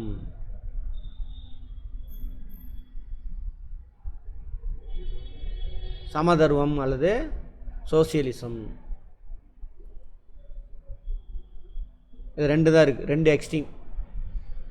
இது 2ஓட கலவை தான் கலப்பு பொருளாதாரம். முதலாளித்துவத்துக்கு கேபிட்டலிசம், சமதர்மத்துக்கு சோசியலிசம். முதலாளித்துவம் என்னன்னு தெரிஞ்சுக்கோங்க. ஒரு நாட்டில் எல்லா வளங்களும் தனியாருக்கு சொந்தம். அரசாங்கம் எந்த தொழிலுமே செய்ய மாட்டான். அரசாங்கத்துக்கு எந்த வளமும் சொந்தமாக இருக்காது. லேண்ட், லேபர் எதுவுமே இருக்காது. எல்லா வளமும் தனியாருக்கு தான் சொந்தம். எல்லா தொழிலும் சொன்னாலே முதல் நிலை, 2ஆம் நிலை, 3ஆம் நிலை தொழில், இது எல்லா தொழிலும் அரசாங்கம் இல்லாதவன் தான் முதலீடு போட்டு அந்த தொழிலை தொடங்கி நடத்துவான். விவசாயமாக இருந்தாலும் சரி, பஸ் வசதியாக இருந்தாலும் சரி, ஏரோப்ளைன் விட்டாலும் சரி, எல்லாமே அந்த 3 தொழில் இருக்குல்ல, எல்லா தொழிலும் அரசாங்கம் எந்த தொழிலும் செய்ய மாட்டான், தனியார் தான் செஞ்சுக்குவாங்க. அரசாங்கம் இல்லாதவன் தான் செஞ்சுக்குவான். அந்த மாதிரி அந்த நாடு இருந்தால் அந்த நாட்டோட பொருளாதாரம் என்னது, முதலாளித்துவம். ஓகேவா? சமதர்மம்னா அப்படியே உள்டா, எக்ஸ்ட்ரீம். அதனால தான் இதை ரைட் விங்குமாங்க, இது லெஃப்ட் விங்குமாங்க. லெஃப்ட் பார்ட்டிஸ்ன்னு சொல்கிறாங்கள, வலதுசாரிகள் அப்படின்னு. இவங்க வலதுசாரி, இவங்க இடதுசாரி. அது ஒன்றும் இல்லை, அந்த ஃப்ரெண்ட்ஸோட இதில் வலது இடதுன்னொன்னே வலது தான் நல்லதுன்னு நினச்சிக்காதீங்க, சரியா? சரி, இப்போது சமதர்மம்னா என்னன்னா, ஒரு நாட்டில் இருக்கக்கூடிய, கேட்பாங்க கான்செப்டில் கேட்பான், ஒரு நாட்டில் இருக்கக்கூடிய எல்லா வளங்களும் அரசாங்கத்துக்கு தான் சொந்தம். அது தனிப்பட்ட எவனுக்குமே சொந்தம் கிடையாது. எல்லா தொழிலும் அரசாங்கம் தான் செய்யும். மக்கள் அதில் போய் வேலை செய்வோம். எது நல்லாயிருக்கும்? முதலாளித்துவமா? இங்கே எல்லாத்துக்கும் எல்லாமே கிடச்சிருங்க. அங்கே முதலாளித்துவத்தில் என்ன ஆகும், எல்லாம் எவன் பணக்காரனோ பணம் அவனுக்காக சம்பாதிக்கும். இப்போ நான் 2 கோடி ரூபா முதலீடு போட்டு இங்கே படுத்து தூங்கிட்டு இருக்கலாம், அது எனக்கு சம்பாரித்து கொட்டிகிட்டே இருக்கணும், நான் வேலையை செய்ய மாட்டேன். புரிஞ்சுதா? இன்னொருத்தன் என் கடையில் வேலை செய்வான், காலையிலேருந்து நைட்டு 12 மணி வரைக்கும் வேலை செய்வான், அவனுக்கு சம்பளம் வந்து 10,000 ரூபா கொடுப்பேன், அவ்வளோதான் அவனுக்கு வருமானம். நான் 2 கோடி ரூபா போட்டதுனால நான் வேலையை செய்ய மாட்டேன், எனக்கு பணம் கொட்டிக்கிட்டே இருக்கும். அதெல்லாம் போகாதீங்க, அங்கே வெளியில் வந்துடுங்க. புரிஞ்சுதா? மேலோட்டமாக புரிஞ்சுங்க, அவ்வளோ டீப்பாலாம் போவேணும். அதெல்லாம் நிறையா சட்ட சிக்கல்லாம் நிறையா இருக்குது, அதெல்லாம் அப்புறம் பேசிக்கணும். புரிஞ்சுதா? அப்படி முதல்ல ஃபார்ம் ஆன நாடு தான் USSR, சோசியலிசம். இப்போ சைனான்னு சொல்லிக்கிறாங்க, அப்படிலாம் கிடையாது. சைனா, கியூபா எதுவுமே முழுசாக சமதர்மத்தை பின்பற்றலை. புரிஞ்சுதா? அப்போ ஒரு நாட்டில் எல்லா வளங்களும் அரசாங்கத்துக்கு சொந்தம், அரசாங்கம் தான் எல்லா தொழிலும் செய்யணும், சமதர்மம். அப்படி முதல்ல உருவான நாடு தான் USSR. இந்த கான்செப்டை சொன்னவர், ஸ்ட்ராங்காக சொன்னவர் வந்துட்டு கார்ல் மார்க்ஸ்.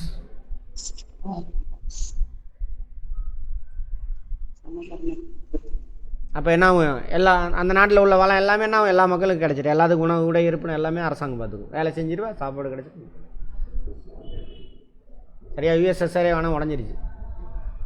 முதலாளித்துவம் அப்படியே உள்டா, எல்லா வளங்களும் அரசாங்கம் செய்ய மாட்டான், அரசாங்கத்துக்கு சொந்தம் இல்லை, அரசாங்கம் அல்லாதவனுக்கு சொந்தம், தனியாருக்கு சொந்தம், தனியார் தான் எல்லா தொழிலும் செய்வோம். அது முதலாளித்துவம். எடுத்துக்காட்டு USA, அமெரிக்கா, கனடா, மேற்கு ஐரோப்பிய நாடுகள் எல்லாம்.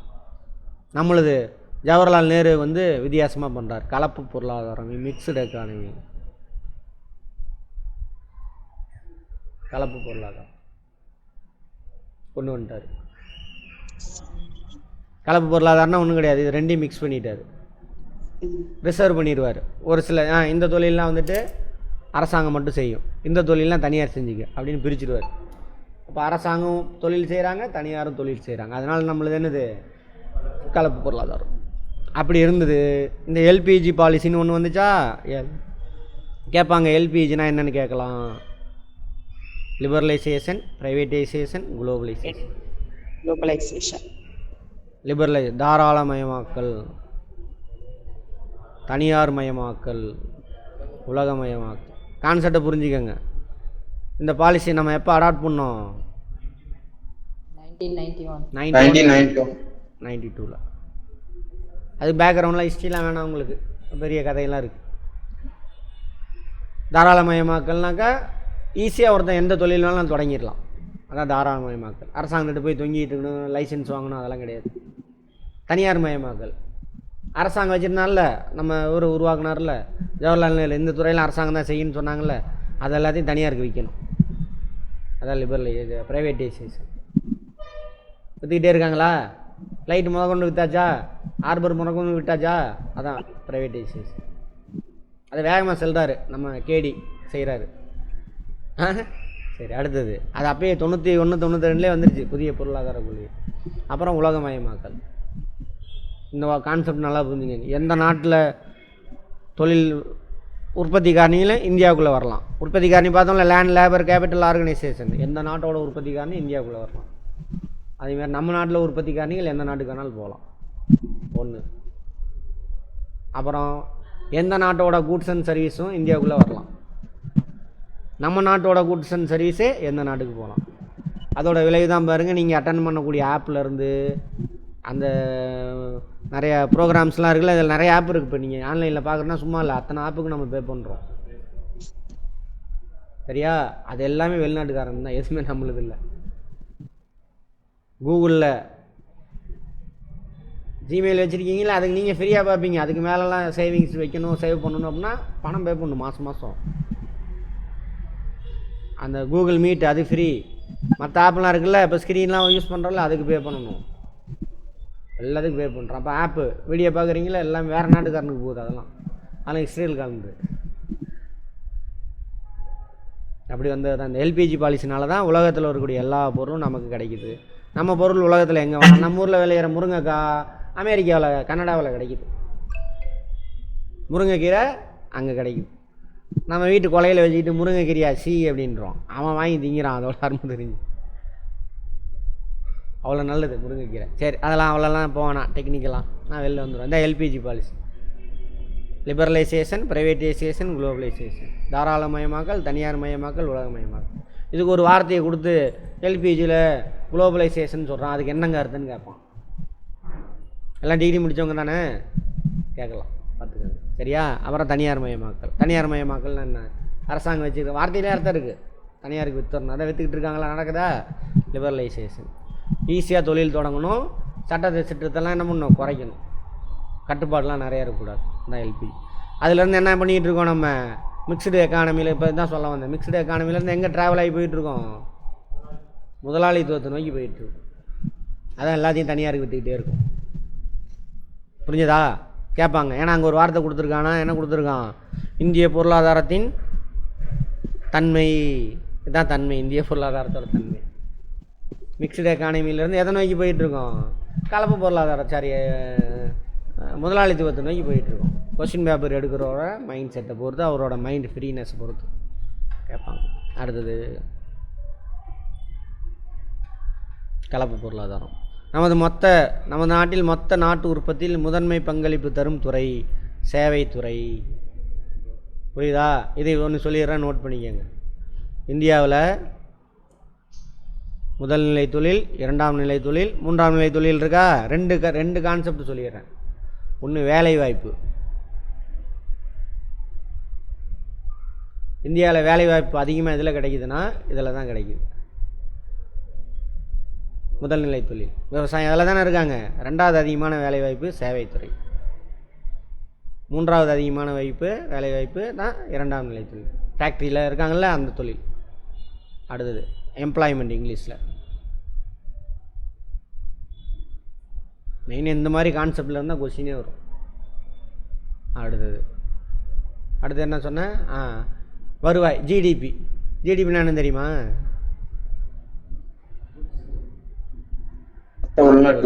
மொத்த நாட்டு வருமானம். அப்படின்னா என்ன அர்த்தம்? யாரோட வருவாய்?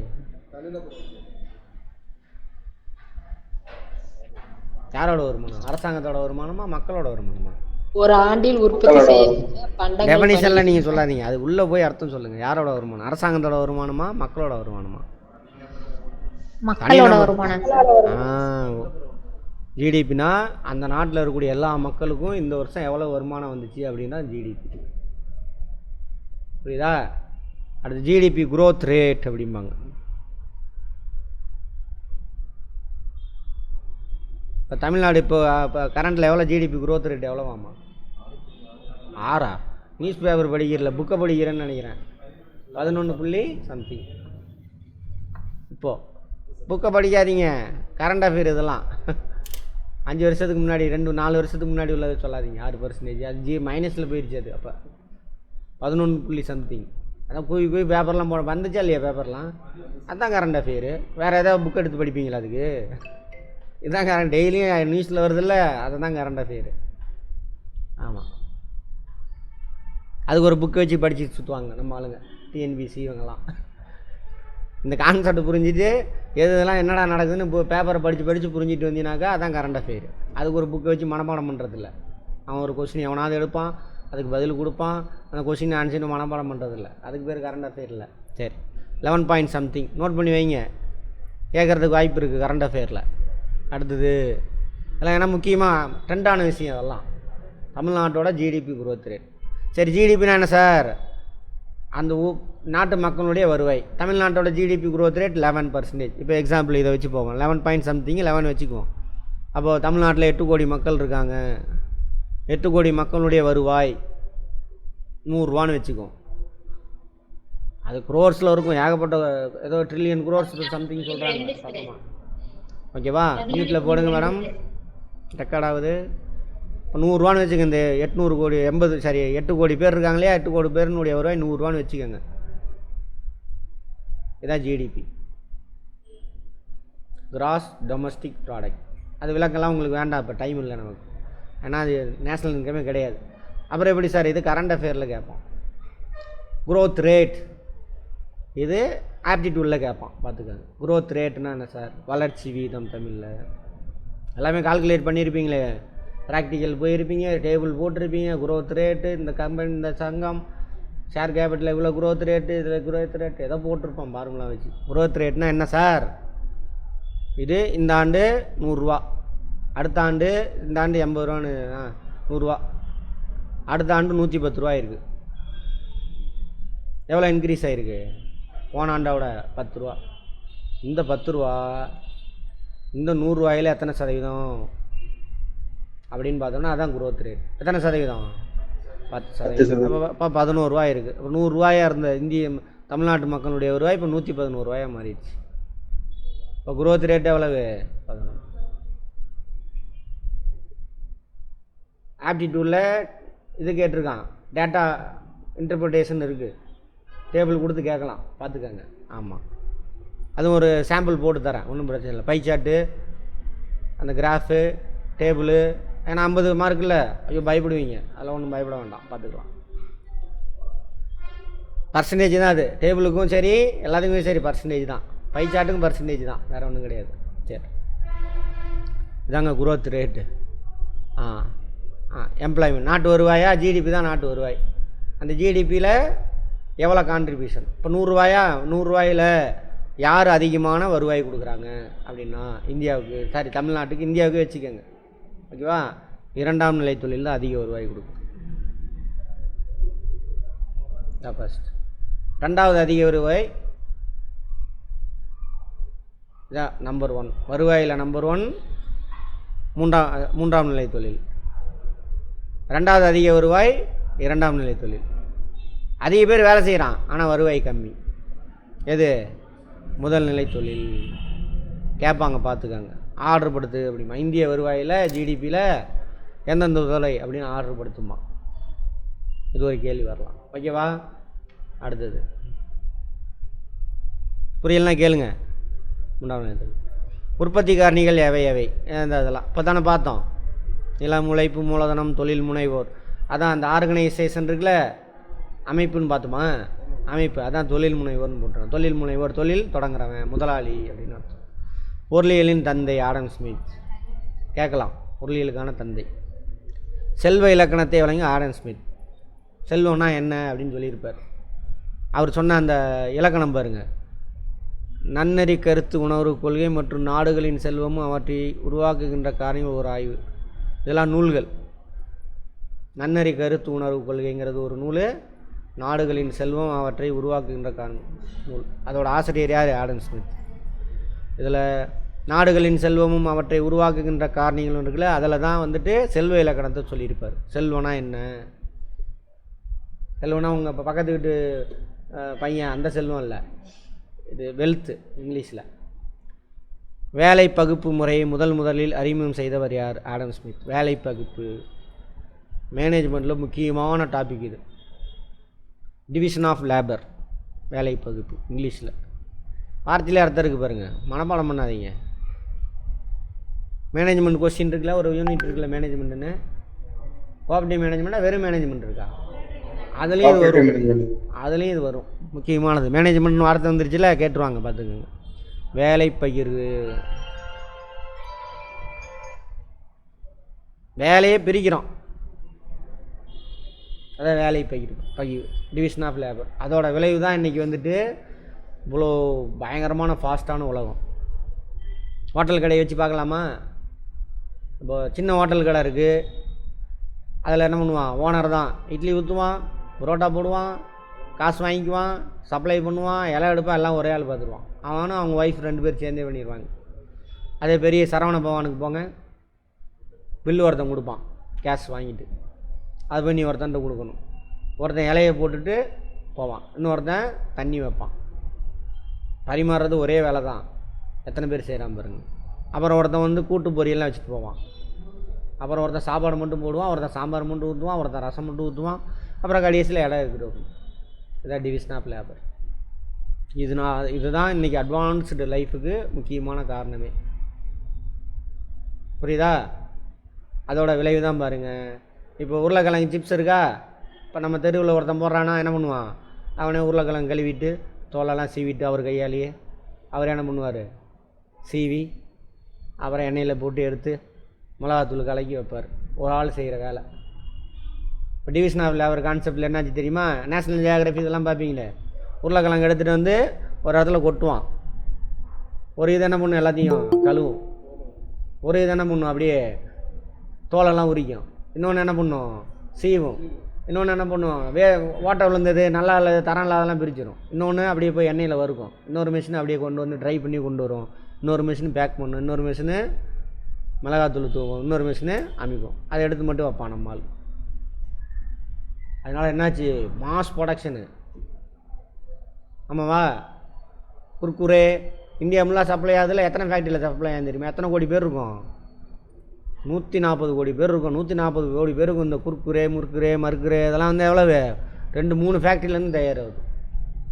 எப்படி? இந்த ஆடம் ஸ்மித் போட்ட விதை தான் வேலை பயிர். சரியா? அதனால தான் அவர் என்னன்னு சொல்கிறாங்க? பொருளியலின் தந்தை. நிறைய கருத்து. அடுத்த இயற்கையின் கொடை தவிர்த்த வருமானம் அளிக்கக்கூடிய பல வகை செல்வங்களே மூலதனம், கேபிட்டல்னு சொல்கிறார். இயற்கையின் கொடை தவிர்த்த வருமானம் அளிக்கக்கூடிய பல வகை செல்வங்களே மூலதனம் அப்படிங்கிறார் ஆல்ஃபிரட் மார்ஷல். அடுத்தது பரும பொருள் மூலதனம். பொருள்சார் மூலதனத்துக்கு எடுத்துக்காட்டு இயந்திரம், கருவி, கட்டிடங்கள். பரும பொருள் மூலதனம், பொருள்சார் மூலதனமாக இதெல்லாம் மூலதனம் அப்படிங்கிறாங்க. சரி, அதை விட்டுருங்க. அதாவது கேபிட்டல் குட்ஸ் இங்கிலீஷில் பார்ப்போம், இந்த வார்த்தையை பார்ப்போம். பண மூலதனம் அல்லது பணவியல் மூலதனத்திற்கு எடுத்துக்காட்டு வங்கி வைப்பு கேட்கப்பாங்க, பார்த்துக்கோங்க. பங்குகள், பத்திரம். ஃபஸ்ட் நாளே பார்த்தோமா, நீ உனக்கு வர பணத்தை இந்த இப்படிலாம் தான் நீ முதலீட்டு போடலாம். இந்த பாருங்க, பங்கு, பத்திரம் இதை பற்றிலாம் வந்துட்டு பேங்கிங்கில் கேட்பாங்க. கோஆபரேட்டிவ் பேங்கிங் இருக்குல்ல, அதில் கேட்பாங்க, பார்த்துக்கோங்க. நான் நடத்தியாச்சு, முன்னாடி நடத்திட்டேன், 3 வித்தியாசத்தில் நடத்திட்டேன். அடுத்தது மனித மூலதனம். மனித திறன் வளங்களுக்கு எடுத்துக்காட்டுகள் எவை எவை? கல்வி. மனிதனுக்கு நீ கற்றுக்கிறதெல்லாம் மூலதனம். உங்கள் அப்பா அம்மா உனக்கு செலவு பண்ணுறாங்கன்னா சும்மா இல்லை, அது மூலதனம். அதனால தான் தமிழ்நாடு கவர்மெண்ட் 1000 ரூபா கொடுக்குறாங்க உயர்கல்விக்கு வந்தீங்கன்னா. அவங்க நான் சொல்கிறாங்க, தண்டை செலவு பண்ணுற அப்படிங்கிறாங்க. கடனை வாங்கி சும்மா கொடுக்குறிய காசு அப்படின்னு. அவங்க சொல்கிறாங்க, பொருளாதார வல்லுநர். அது சும்மா கிடையாது, மூலதனம். அதோட விளைவு அடுத்த 3 ஆண்டு கழித்து தெரியும். சரியா? அதோட விளைவு இப்போ என்னது? அந்த 1000 ரூபா கொடுக்குறதுனால எத்தனை பர்சன்டேஜ் உயர்கல்வியில் சேரக்கூடிய பெண்கள் சேரக்கூடிய பர்சன்டேஜ் அதிகமாக இருக்குது? கரண்ட் அஃபேரு எத்தனை பர்சன்டேஜ்? 27% அதிகமாகிடுச்சு முன்னாடியோட. புரிஞ்சுதா? 100 பேர் சேர்ந்துக்கிட்டு இருந்தாங்கன்னா இப்போ 127 பேர் செல்கிறான். உயர்கல்வியிலே சேர்க்கையிலே நம்பர் 1 தமிழ்நாடு தான் இந்தியாவில். இந்தியாவோட சராசரி வெறும் 25%. தமிழ்நாட்டுது 51 என்னமோ இருந்துச்சு, இப்போ ஏகப்பட்டது போயிடுச்சு, மேலே 60க்கு மேலே போயிருந்தேன். அடுத்த வருஷம் பார்த்தா எப்படி வர வச்சானுங்க? அது என்ன பெண் திட்டம்? புதுமை பெண் திட்டம். புதுமை பெண் திட்டத்தோட முன்னாடி திட்டம் இது மகளிர் உரிமை தொகையெல்லாம் கிடையாது. அது இப்போ தான் வந்தது தான். மூவலூர் ராமமித திட்டம். என்ன திட்டம்? திருமண பெண்கள் திருமண உதவி திட்டம். உதவி திட்டம். அதை தான் மாற்றி இப்படி மாற்றிட்டாங்க. அது 5000 ரூபாயில் ஆரம்பிச்சிது 1989. 8வது படித்தா 5000 ரூபா. அப்படி ஆரம்பித்து வளர்ந்து வளர்ந்து வளர்ந்து வந்துருச்சு. சரி, அடுத்தது போகலாமா? கல்வி. அடுத்து பயிற்சி, சுகாதாரம். இதெல்லாம் வந்துட்டு இதுக்கு செய்யக்கூடிய செலவெல்லாம் என்னது? மனிதனுக்கான மூலதனம். சமுதாய மாற்றம் காணும் முகவர். சமுதாயத்தில் மாற்றம் ஏற்படுறது யார்? தொழில் முனைவர். அவன் தானே. இப்போல்லாம் இங்கே நேரம் இங்கே வந்து படிக்கணும். இப்போ ஆன்லைனில் படிக்கிறீங்களா? யார் கண்டுபிடிச்சது இதெல்லாம்? நானா? அந்த கம்பெனிக்காரனுங்க, கூகுளு, அந்தந்த அப்ளிகேஷன் இவனுங்க எல்லாம் இருக்கானுங்க. இல்லை கம்ப்யூட்டர் சாஃப்ட்வேர் கம்பெனி ஓனர் தான். இந்த மாதிரி எனக்கு வேணும்னு சொல்லுவான், தொழிலாளரை வச்சு கண்டுபிடிப்பான். அதுதான். அப்போ அந்த மாற்றம் எப்படி வந்துச்சு? வீட்டில் பாருங்கள், தமிழ்நாடு ஃபுல்லாக இருந்து அட்டன் பண்ணுறீங்க. எத்தனை பேர் அட்டன் பண்ணால் தான் நைட்டு வந்து பார்த்துக்குவீங்க. எப்படி வந்துச்சு? இந்த கம்பெனிக்காரங்களாம் கண்டுபிடிச்சது தான். அதனால தான் முதலாளி என்னன்னு சொல்லுவாங்க? சமுதாய மாற்றம் காணும் முகவர். சரியா? அடுத்தது 4 வகை வரி விதிப்பு. வரி தேவையா? ஆமாம் இருக்குது, பப்ளிக் ஃபைனான்ஸு. சரி, இது வேணாம், விட்டுருங்க, இதெல்லாம் பெரிய கதை.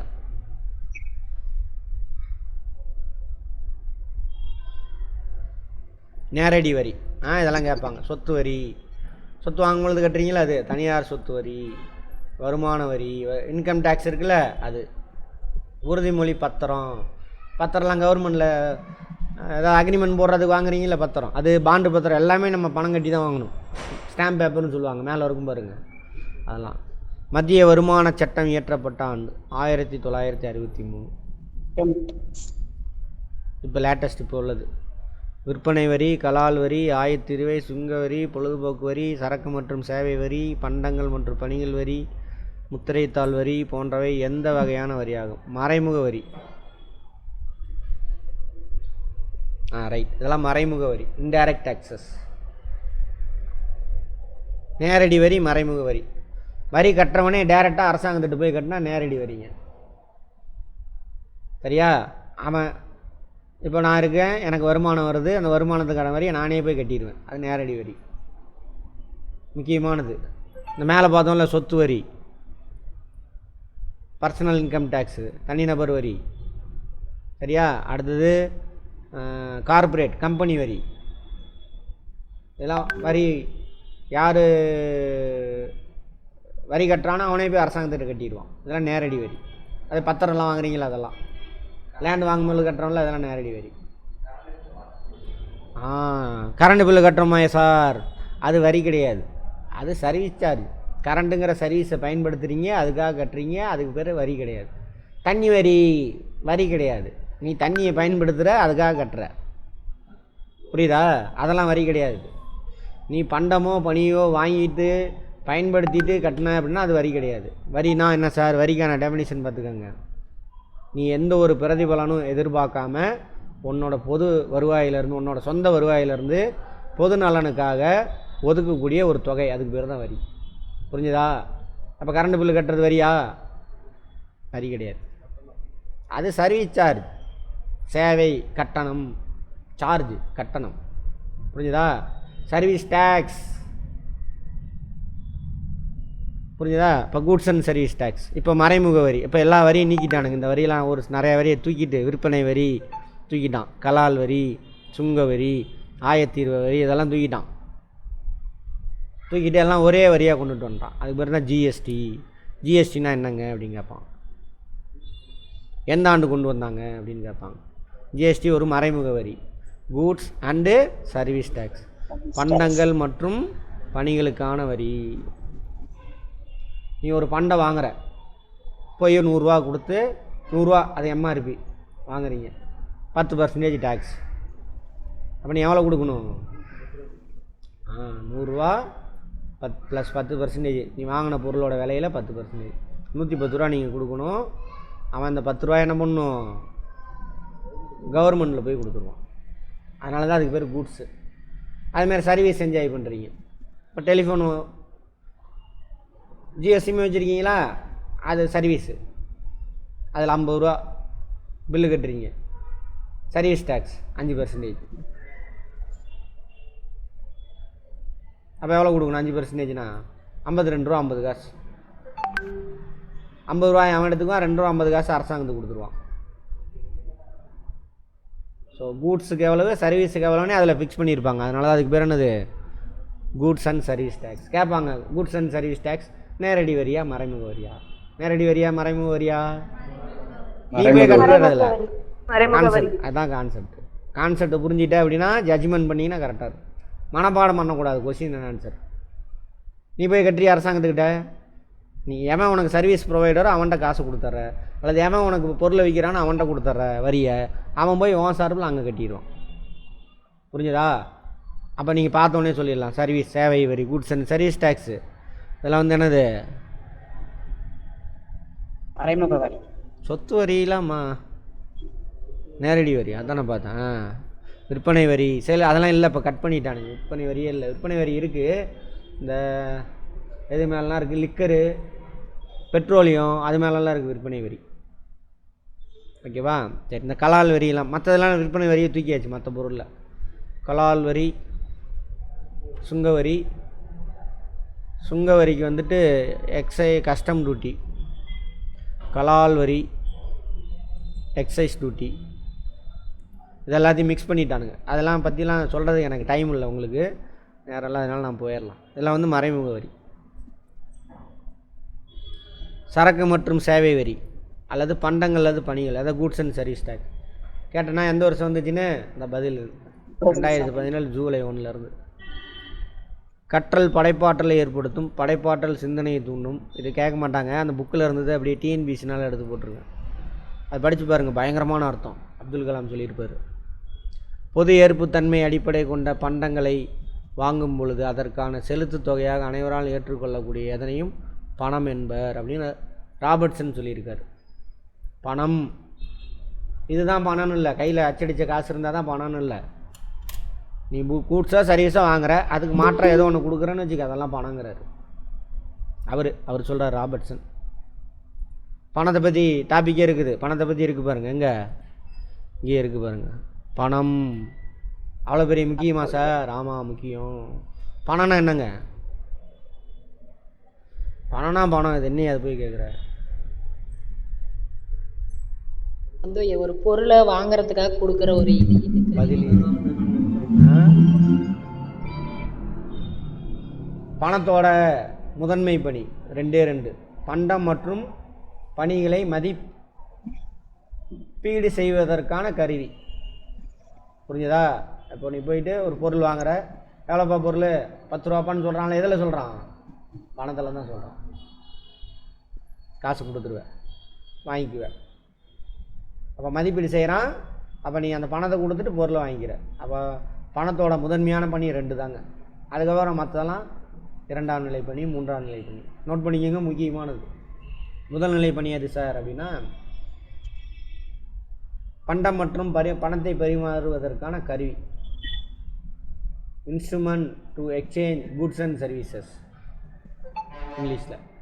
கருவி, பண்டம் மற்றும் பணிகளை பரிமாற்றுவான கருவி. 2வது மதிப்பீடு செய்வதற்கான கருவி. பண்டம் மற்றும் பணியை மதிப்பீடு செய்வதற்கான கருவி. ஆமாம் தானே? இப்போ ஃபீஸ் எவ்வளோங்க? எவ்வளவு. இந்த இப்போ டீ எவ்வளோங்க? 15 ரூபா.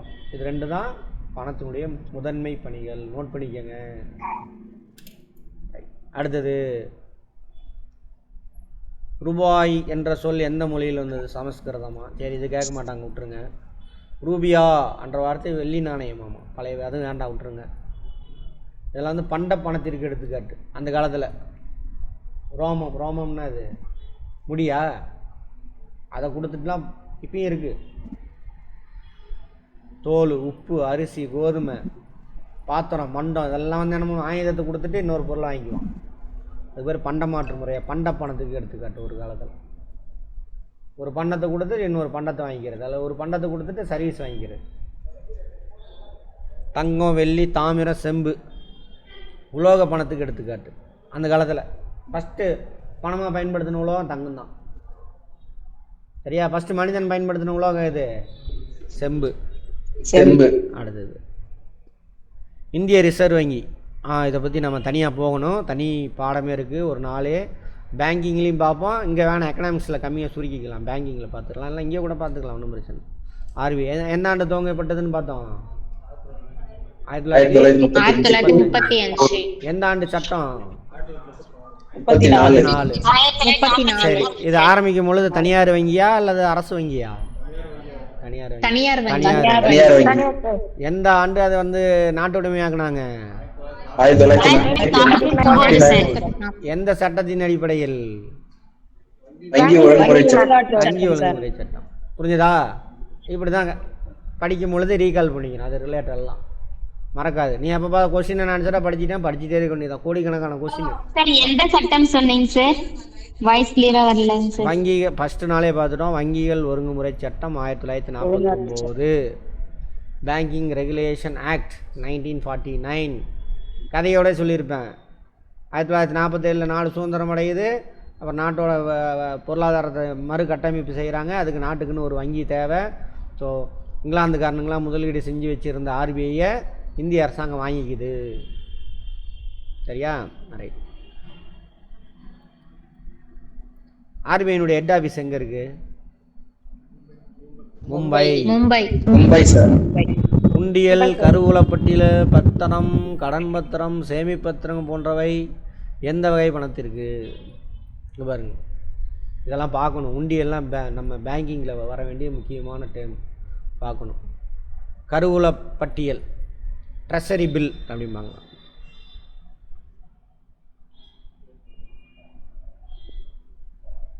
பத்திரம், கடன் பத்திரம், பத்திரம் பார்த்தோம்ல, பாண்டு அன்றைக்கி பார்த்தோம்ல, கடன் வாங்குறேன் கடன் கொடுக்குறோன்னு எழுதி கொடுப்பான்.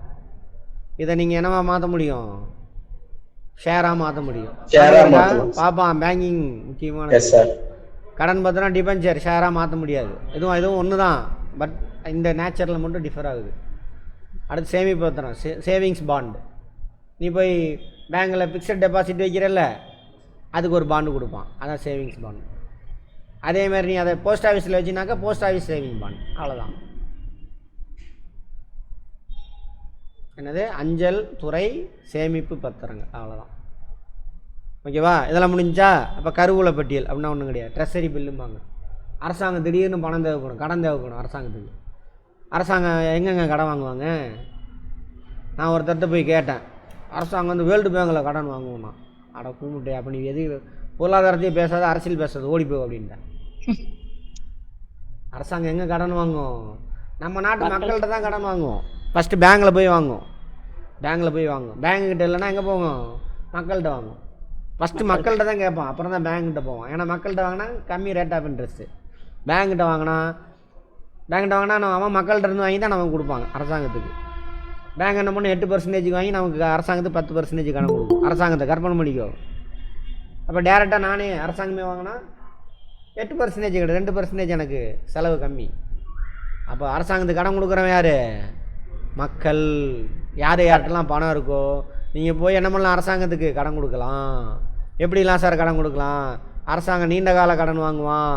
அப்போ கடனீட்டு பத்திரமோ வெளியிடுவான். நீங்கள் அதை வாங்கிக்கலாம். அத்தனை வருஷம் கழித்து உங்களுக்கு பணத்தை திரும்பி கொடுப்பான். அது மாதிரி 14 நாளில் ரிட்டர்ன் தர மாதிரி உங்கள்கிட்ட வாங்குவான் மக்கள்கிட்ட. திடீர்னு சம்பளம் 3 நாளைக்கு 31ஆம் லாஸ்ட் டேட் சம்பளம் 3 பணம் இருக்காது பார்ப்பான். அதுக்கு தான் நிதித்துறை இருக்காது, வரி வசூலாக இருக்காது. என்னடா பண்ணுறது? உடனே ட்ரெஷரி பில் வெளியிடுவான். மக்கள் அதில் இன்வெஸ்ட்மெண்ட் பண்ணுவாங்க. 14 நாளில் ரிட்டர்ன் பண்ணணும். 14 நாளில் அந்த பணத்தை உங்களுக்கு ரிட்டர்ன் பண்ணுற மாதிரி பாண்டு வெளியிட்டானா அதுக்கு பேர் ட்ரெஸரி பில். சரியா? வருஷம் மாதம் அந்த மாதிரி இருந்துச்சுன்னா அதுக்கு பேர் பத்திரம், கடன் நீட்டு பத்திரம். ஓகேவா? அடுத்தது உண்டியல். இது தனி கதை, நம்ம செக்கு பார்க்குறப்ப பார்ப்போம். பில்ஸ் ஆஃப் எக்ஸ்சேஞ்ச் அப்படிம்பாங்க இங்கிலீஷில். Bills of exchange hundi. ஆக்சுவலாக அதை மாற்றி மாரி உண்டியல். உண்டியல் வட்டம் செய்தது, உண்டியல் கழிவு செய்தது. படிச்சிருப்பீங்களே அக்கௌண்ட்ஸில், எங்கே வரும் ஏது வரும்னு கேட்பாங்க. பார்த்துக்கோங்க இந்த டைம்லாம். அதை பற்றி நான், இது பெரிய கதை, அதை நம்ம அங்கே பார்த்துக்குவோம். பணத்தின் சமீபத்திய வடிவங்கள். ஆமாவா? கிரெடிட் கார்டு, டெபிட் கார்டு, அதெல்லாம் தாண்டி எங்கே போயிடுச்சு? டிஜிட்டல். ஜிபே, ஃபோன்பே, அதெல்லாம் என்னது? ஒரே இதில் வரும். என்ன பே அதெல்லாம் சேர்ந்து? யூபிஐ. யூபிஐ அப்படி தானே வரும்? ஆமாம் சார். அதுக்கு என்ன அர்த்தம்? Uniformed family interface. சொல்லுங்க, பார்த்து சொல்லுங்க, போய் பார்த்துக்கங்க, இதெல்லாம் கேள்வியாக வரும். Sir unified payment interface. Very good. Unified payment interface. Correct. கேட்பான். இது எல்லாமே ஜிபே, ஃபோன்பே எல்லாம் இருக்குல்ல, அது எல்லாமே இதுதான். இன்னொரு தடவை சொல்லுங்க. Unified payment interface. Right. NEFT இதெல்லாம் போச்சு, இதெல்லாம் கடந்து போச்சு. ஆனால் இதுவும் நடக்குது, இன்னும் நடந்துகிட்டு இருக்குது. நெஃப்ட்டு, அப்புறம் ஆர்டிஜிஎஸ், அதெல்லாம் சொல்கிறேன். அதெல்லாம் நமக்கு பேங்கிங்கில் பார்ப்போம், கோஆபரேட்டிவ் பேங்கிங்கில் பார்ப்போம். இந்திய ரூபாயின் வடிவத்தை இந்த இப்படி வரும்ல ஒரு மாதிரி வந்து, அதை வடிவமைத்தார் உதயகுமார் 2010. அது ஓப்பன்லேயே வெளியிட்டாங்க. யார் வேணாலும் டிசைன் பண்ணி கொடுங்க, செலக்ட் ஆகிறவங்களுக்கு பணம்லாம் கொடுத்தாங்க, ப்ரைஸ் கொடுத்தாங்க. பணம் அதன் பணிகளால் வரையறுக்கப்படுகிறது. எதுவெல்லாம் பணமாக கருதப்படுகிறோ அதை பணமாக பயன்படுத்தப்படுகிறது என்று கூறியவர் சர் ஜான் ஹிக்ஸ். எதெல்லாம் கருதுகிறோம், மக்கள் நினச்சதெல்லாம் பணமாக பயன்படுது. அவன் பார்த்தீங்கன்னா முடியை பணமாக, அந்த பணி எனக்கு முடியை வெட்டிட்டு முடியை எடுத்துகிட்டு போயிரு அப்படிமா கிராமத்தில். அவன் சர்வீஸ் கொடுக்குறானா, அந்த மாதிரி மக்கள் எதை தான் கருதுறானோ அதெல்லாம் பணமாக பயன்படுத்துவான். அதை இன்னொருத்தர் சொல்லியிருப்பார். இங்கே பாருங்கள், எதையெல்லாம் செய்கிறதோ செய்ய வல்லதோ அதுவே பணம் என கூறியவர். பணம் எதெல்லாம் செய்தோ அதுதான் பணம் அப்படிங்கிறார். பணம் எதையெல்லாம் செய்கிறதோ அதை பணங்கிறார் வாக்கர். நோட் பண்ணிக்கங்க. ஏன்னா பணத்தை பற்றி அங்கே கொடுத்துருக்காங்க, வரத்துக்கு வாய்ப்பு இருக்குது. பணம் அதன் பணிகள் வரையறுக்கப்படுகிறது. சரி, அதை விட்டுருங்க. பண்டம் மற்றும் பணிகளின் விலைகள் உயர்ந்து பணத்தின் மதிப்பு வீழ்ச்சி அடைவது பணவீக்கம். இதை பற்றி பார்ப்போம். இதை கான்செப்ட் சொல்லி தரேன், புரிஞ்சுக்கங்க. இதோட நிறுத்துவோம், நாளைக்கு பார்ப்போம். இது அது இன்ஃப்ளேஷன், டீஃப்ளேஷன் புரிஞ்சுக்கணும். நீங்கள் லைஃபுக்கு தேவை, நமக்கு ரொம்ப ரொம்ப முக்கியம். இன்ஃப்ளேஷன், டீஃப்ளேஷன் பற்றி தெரிஞ்சிருக்கணும். அதை இது கான்செப்டாக பார்ப்போம், ஒரு 5 நிமிஷம் பார்க்கணும். வேறு ஏதாவது டவுட் இருக்கிறத கேளுங்க. ஹலோ, நேற்று பல டவுட்லாம் கிளியர் பண்ணிட்டேன்னா, கட் ஆஃப் சொல்லியாச்சு. 4 டவுட் சொல்லியிருந்தீங்க. அப்புறம் படிக்கும்போது டவுட் வந்தாலும் எனக்கு வாய்ஸ் மெசேஜ் போட்டு விடுங்க, சரியா? ஃபேக்ட் மட்டும் நான் அப்பப்போ சொல்லிடுறேன். கான்செப்ட்லாம் நம்ம சொல்கிறது தான், வேறு ஒன்றும் இல்லை. சொல்லுங்கம்மா. சார் சார், பேரவை, மகாசபை, பொதுக்குழு, நிர்வாக குழு டிஃபரன்ஸ் சார். எல்லா வீடியோவும் பார்த்தீங்களா இல்லையா? பார்த்துட்டேன் சார் இருக்கேன். பார்த்துட்டு அப்புறம் எப்படி வரும்? இன்னொரு தடவை சொல்கிறேன், கேளுங்க, பரவாயில்ல. எப்படி வரும்? அப்போ நீங்கள் கிளியராக பார்க்கலன்னு அர்த்தம். இங்கே பாருங்கள், ஆள் ஒன்று தான், பேர் தான் வேறு வேறு, சரியா? முடிஞ்சு போச்சு. பேரவை, மகாசபை, பொதுக்குழு 3 ஆள் ஒன்று தான், பேர் வேறு வேறு. ஓகேவா? இங்கிலீஷில் ஜென்ரல் பாடி. ஓகேவா? அடுத்தது நிர்வாக குழு.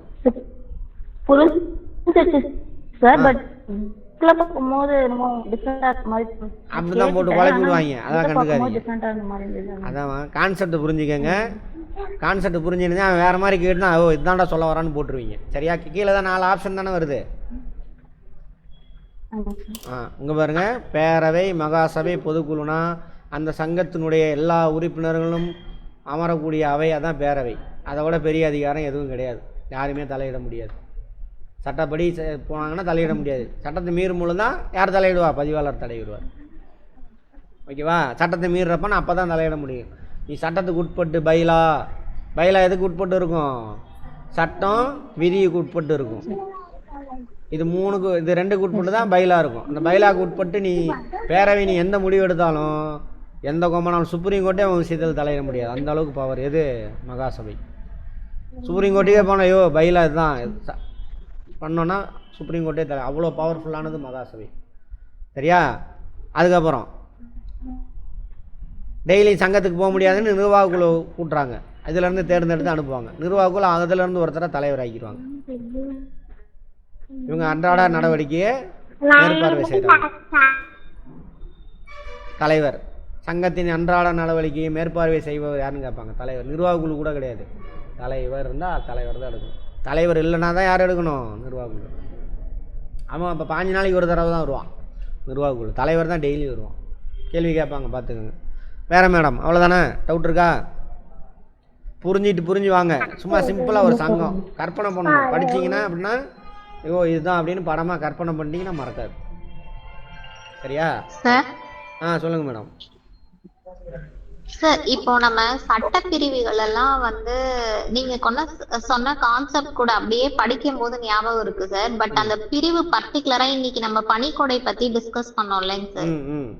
அப்போ அந்த விதி நம்பர் மட்டும் அப்படி பார்க்கும்போது அது மட்டும் டக்குன்னு ஞாபகம் வர மாட்டேங்குதுங்க சார். கன்ஃபியூஸ் ஆகுது நிறைய சேர்ந்து. அது எப்படி சார் ஈஸியா ஞாபகம் வச்சுக்கிறதுக்கு? அதுதான் வெரி குட். இப்போ நீங்க ஃபுல்லா விதி எல்லாத்தையும் வந்துருதுங்க சார், அந்த பர்டிகுலர் நம்பர் ஞாபகம் வர மாட்டேங்குது. அதான் புரிஞ்சிருச்சு. நான் சொல்றது கேளுங்க. இப்போ விதி எல்லாம் விதி 1 2 3 4ன்னு இருக்கும். அது பாட்டில் ஒரு 200 300 விதி இருக்கும். ஆமாங்க சார். அதே மாதிரி பிரிவு 200 300 இருக்கும். எல்லா பிரிவும் கேட்க மாட்டாங்க. எத்தனை? 190 விதியா? அதுக்குள்ளே ஏபிலாம் இருக்கும். அமெண்ட்மெண்ட். ஆமாங்க சார். பிரிவு 184 ரைட் ஓகே இருந்துட்டு போகுது. இதெல்லாம் கேட்க மாட்டாங்க. முதல்ல கேட்டாலும் ஓகே அதான் மனப்பாடமாக வச்சுருக்கீங்களே போங்க. சட்டத்தில் பிரிவு அவ்வளோதான். இது இதில் எல்லாம் கேட்க மாட்டாங்க. இந்த இப்போ ஜென்ரல் பாடியா முக்கியமானது, சிறப்பு பேரவையா முக்கியமானது, போர்ட் ஆஃப் டைரக்டர்ஸா தலைவரை பற்றி இருக்கா அதுதான் முக்கியமானது. இப்போ இதெல்லாம் படிக்கிறோம்ல, படிக்கும்போது இது எந்த விதியில் எந்த பிரிவில் சொல்லியிருக்காங்கன்னு இப்போ பார்த்தோம்ல. ஜென்ரல் பாடியை பார்த்தோமா, எந்த பிரிவு எந்த விதி அப்படின்னு அப்போதைக்கு அதை மட்டும் வெயிட் பண்ணுங்க மேடம். விதியா? பிரிவு எத்தனை? பிரிவு 32 விதி 42 சார். பிரிவு அது 32. பிரிவு 32 சார். விதி 46. பேரவைதான் 47. சரி இருங்க, வெயிட் பண்ணுங்க. இதுக்கு மட்டும் சொல்லுங்க. பேரவைக்கான 46 சார். பிரிவு 32 விதி எவ்வளவு?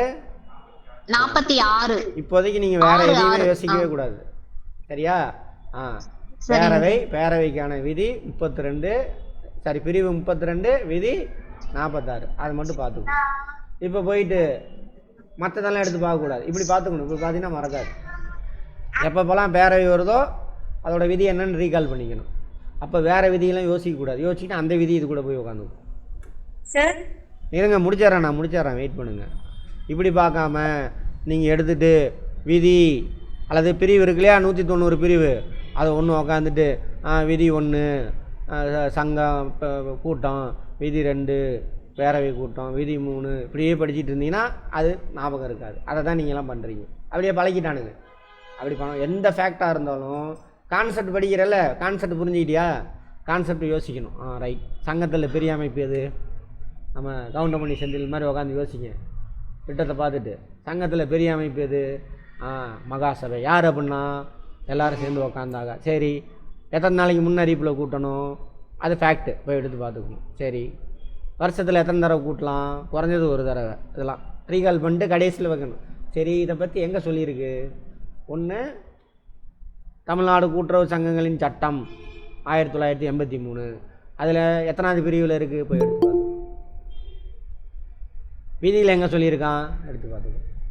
இதை மட்டும் தான் அப்போ மட்டும் அந்த விதி அந்த செக்ஷன் மட்டும் தான் பார்க்கணும். வேறு விதி செக்ஷனை நீங்கள் பார்க்கவே கூடாது.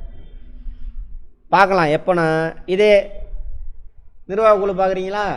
நிர்வாக குழுனாரு இவன் தான் 2வது பெரிய அமைப்பு, அதிகாரம் படைத்தது. அவன் யார்? இதில் யார் யார் இருப்பாங்க என்ன? சரி, நிர்வாக குழுவை பற்றி யார் சொல்கிறாங்க? எங்கே சொல்கிறாங்க? இந்த செக்ஷனு. சரியா? இந்த விதி. இப்போ நிர்வாக குழுவும் பொதுக்குழு என்னது? குழுன்னு வரதில் கன்ஃபியூஷன் வரும். அப்போ இவன் இதோட விதி என்ன, இதோட விதி என்ன, இதோட செக்ஷன் என்ன, பிரிவு என்ன, இதோட பிரிவு. அப்போ மட்டும் கம்பேர் பண்ணி பார்த்தோம். ஓ, நிர்வாக குழுக்கு இந்த பிரிவு இந்த விதி, பேரவைக்கு இந்த விதி இந்த பிரிவு அப்படின்னு பார்த்துட்டு கம்பேர் பண்ணி விட்டுறணும். அது பாட்டில் நின்றுங்க. ஒரே டைமில் எல்லா விதியையும் எல்லா பிரிவையும் என்ன பண்ணக்கூடாது, மனப்பாடம் பண்ணக்கூடாது. அந்த தப்பை நம்ம சின்ன வயசுலேருந்து பழக்கி விட்டானுங்க. சரியா? ஆமாம், அப்படி பண்ணாதீங்க. ஓகேவா மேடம்? புரிஞ்சிச்சா? இப்படி பண்ணி பாருங்கள், மறக்காது. ஓகே. இது எல்லாமே சயின்டிஃபிக் அப்ரோச், ப்ரூவ் பண்ணப்பட்டது. அடுத்தது வேறு எதோ கேட்க வந்தீங்களே மேடம்?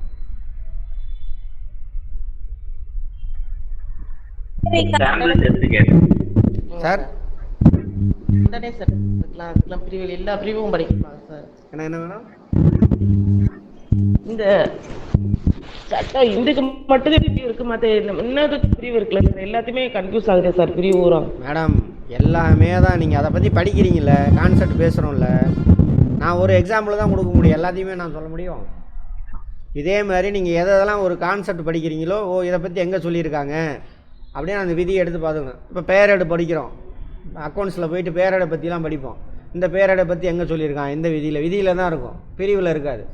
பேரேட் ரொம்ப டீட்டெயில்டாலாம் விதியில் தான் இருக்கும். எந்த விதின்னு எடுத்து பார்த்துக்கணும். அப்படி அந்தந்த டாபிக் படிக்கிறப்போ, கான்செப்ட் படிக்கிறப்போ நீங்கள் படிக்கிற கான்செப்ட் எல்லாமே விதியிலையும் செக்ஷன்லேயும் இருக்கும். கட்டாயம் சட்டத்துலேயும் விதியிலையும் இருக்கும். இந்த கான்செப்ட் இங்கே படிக்கிறப்ப எந்த விதியில் இருக்குது, எந்த செக்ஷனில் இருக்குன்னு எடுத்து பார்த்துக்கோங்க. சரியா சார்? அதெல்லாம் டைம் ஆகுனா அப்புறம் நீங்கள் கன்ஃபியூஷன் தான் ஆகணும். அப்போதைக்கு நீங்கள் சோம்பேறித்தனம் படக்கூடாது. சார் இப்போ வந்து பேரேடுன்னு படிக்கிறோம்னா அந்த பேரேடு வந்து இப்போ நம்ம இதுல வந்து பராமரிக்கப்பட வேண்டிய பேரேடுகள்னு சொல்லிட்டு அந்த விதின்னு கொடுத்துருக்காங்கல்ல சார், அப்ப அங்க எடுத்து இங்க கம்பேர் பண்ணி அதை ஞாபகம் வச்சுக்கணுமா சார்? அப்படிதான் வச்சுக்கணும். அதை தனியா இதை தனியா படிக்க கூடாது. ஆமா, இப்ப இந்த பேரேடு படிக்கிறீங்க, இந்த பேரேடு பத்தி எந்த விதியில சப்ஜெக்ட்டா இருந்தாலும் அதை கம்பேர் பண்ணணும். அங்க கொண்டு வந்து கம்பேர் பண்ணலாம் இல்ல பண்ணணும். அப்படிதான் படிக்கணும். இல்ல அப்ப ஈஸியா ஞாபகம் வச்சுக்க முடியும் அப்படின்னு சொல்றீங்க. நீங்கள் பண்ணி பாருங்கள். நான் சொல்கிற மாதிரி ஃபஸ்ட்டு கஷ்டமாக இருக்கும், அப்பப்போ எடுத்து பார்த்துருங்க. மறக்குதா இல்லையான்னு பார்ப்போம். சரிங்க சார். சரி, மறக்காது. அந்த பேரடை பற்றி சொன்னோன்னா அந்த செக்ஷன் மட்டும் தான் வரும் உங்களுக்கு ஞாபகம். அந்த விதி தான் பேரட்னா விதி தான் ஞாபகத்துக்கு வரும். நீங்கள் எல்லாத்தையும் ஒன்றா படிச்சிங்கன்னா இந்த கன்ஃபியூஷன் வரும். சரியா? ரைட். அதே மாதிரி ரொம்ப முக்கியமானது ஆக்சுவலி அந்த இது நீங்க நம்ம டிஸ்கஸ் பண்ண எல்லாருமே நான் படிச்சேன் சார். பட் ஆனா இப்ப நீங்க கேள்வி கேட்கும் போது எனக்கு எதுவுமே எல்லா பிரிவும் வருதே ஒழிய அதுக்கான பர்டிகுலர் பிரிவு எனக்கு ஞாபகமே வரல சார். சரி, அதுதான் இதான் கான்செப்ட். இந்த மாதிரி ட்ரை பண்ணி பாக்குறேன் சார். பண்ணி பாருங்க. சரி, அப்படிதான் பண்ணணும். சரியா? சரி, சரிங்க சார். வேற சார் அக்கவுண்ட்ஸ்ல வந்துட்டு 4th கிளாஸ்ல ஃபுல்லாவே வீடியோக்கு சார் ஆடியோ ஃபுல்லாவே கட் ஆயிடுச்சு சார். அதான் திரும்ப எடுக்க போகிறோம்ல, விடுங்க பார்த்துக்குவோம். சரி சார். யாரு? பிரியதர்ஷினியா? ராஜேஸ்வரி சார். ராஜேஸ்வரிங்களா? சரி.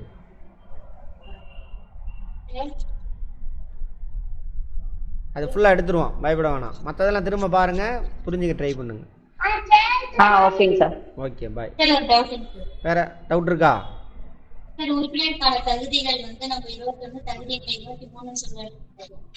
உறுப்பினருக்கான தகுதிகளா? புது புக்கில் இருக்கா ஏதாவது எக்ஸ்ட்ரா? இல்லைங்க சார், அதெல்லாம் இல்லைங்க சார். தகுதிகள் வந்து 21, தகுதியின்மை 23. அதே மாதிரி நிர்வாக குழுவில் இருக்கிறவங்களுக்கு தகுதியின்மை வந்து 34 கொடுத்துருக்காங்க சார். பட் தகுதி எதுவுமே இல்லைங்க சார். உங்களுடைய மெட்டீரியல் அதான் உங்களுக்கு கேட்டுக்கலாம். அது உறுப்பினரா இருக்கணும், அவ்வளவுதான் தகுதி, வேற ஒண்ணும் கிடையாது. உறுப்பினரா இருந்தா நிர்வாக குழுல உறுப்பினரா, சாரி சங்கத்துல உறுப்பினரா இருந்தா நிர்வாக குழுல வரலாம், அவ்வளவுதான்.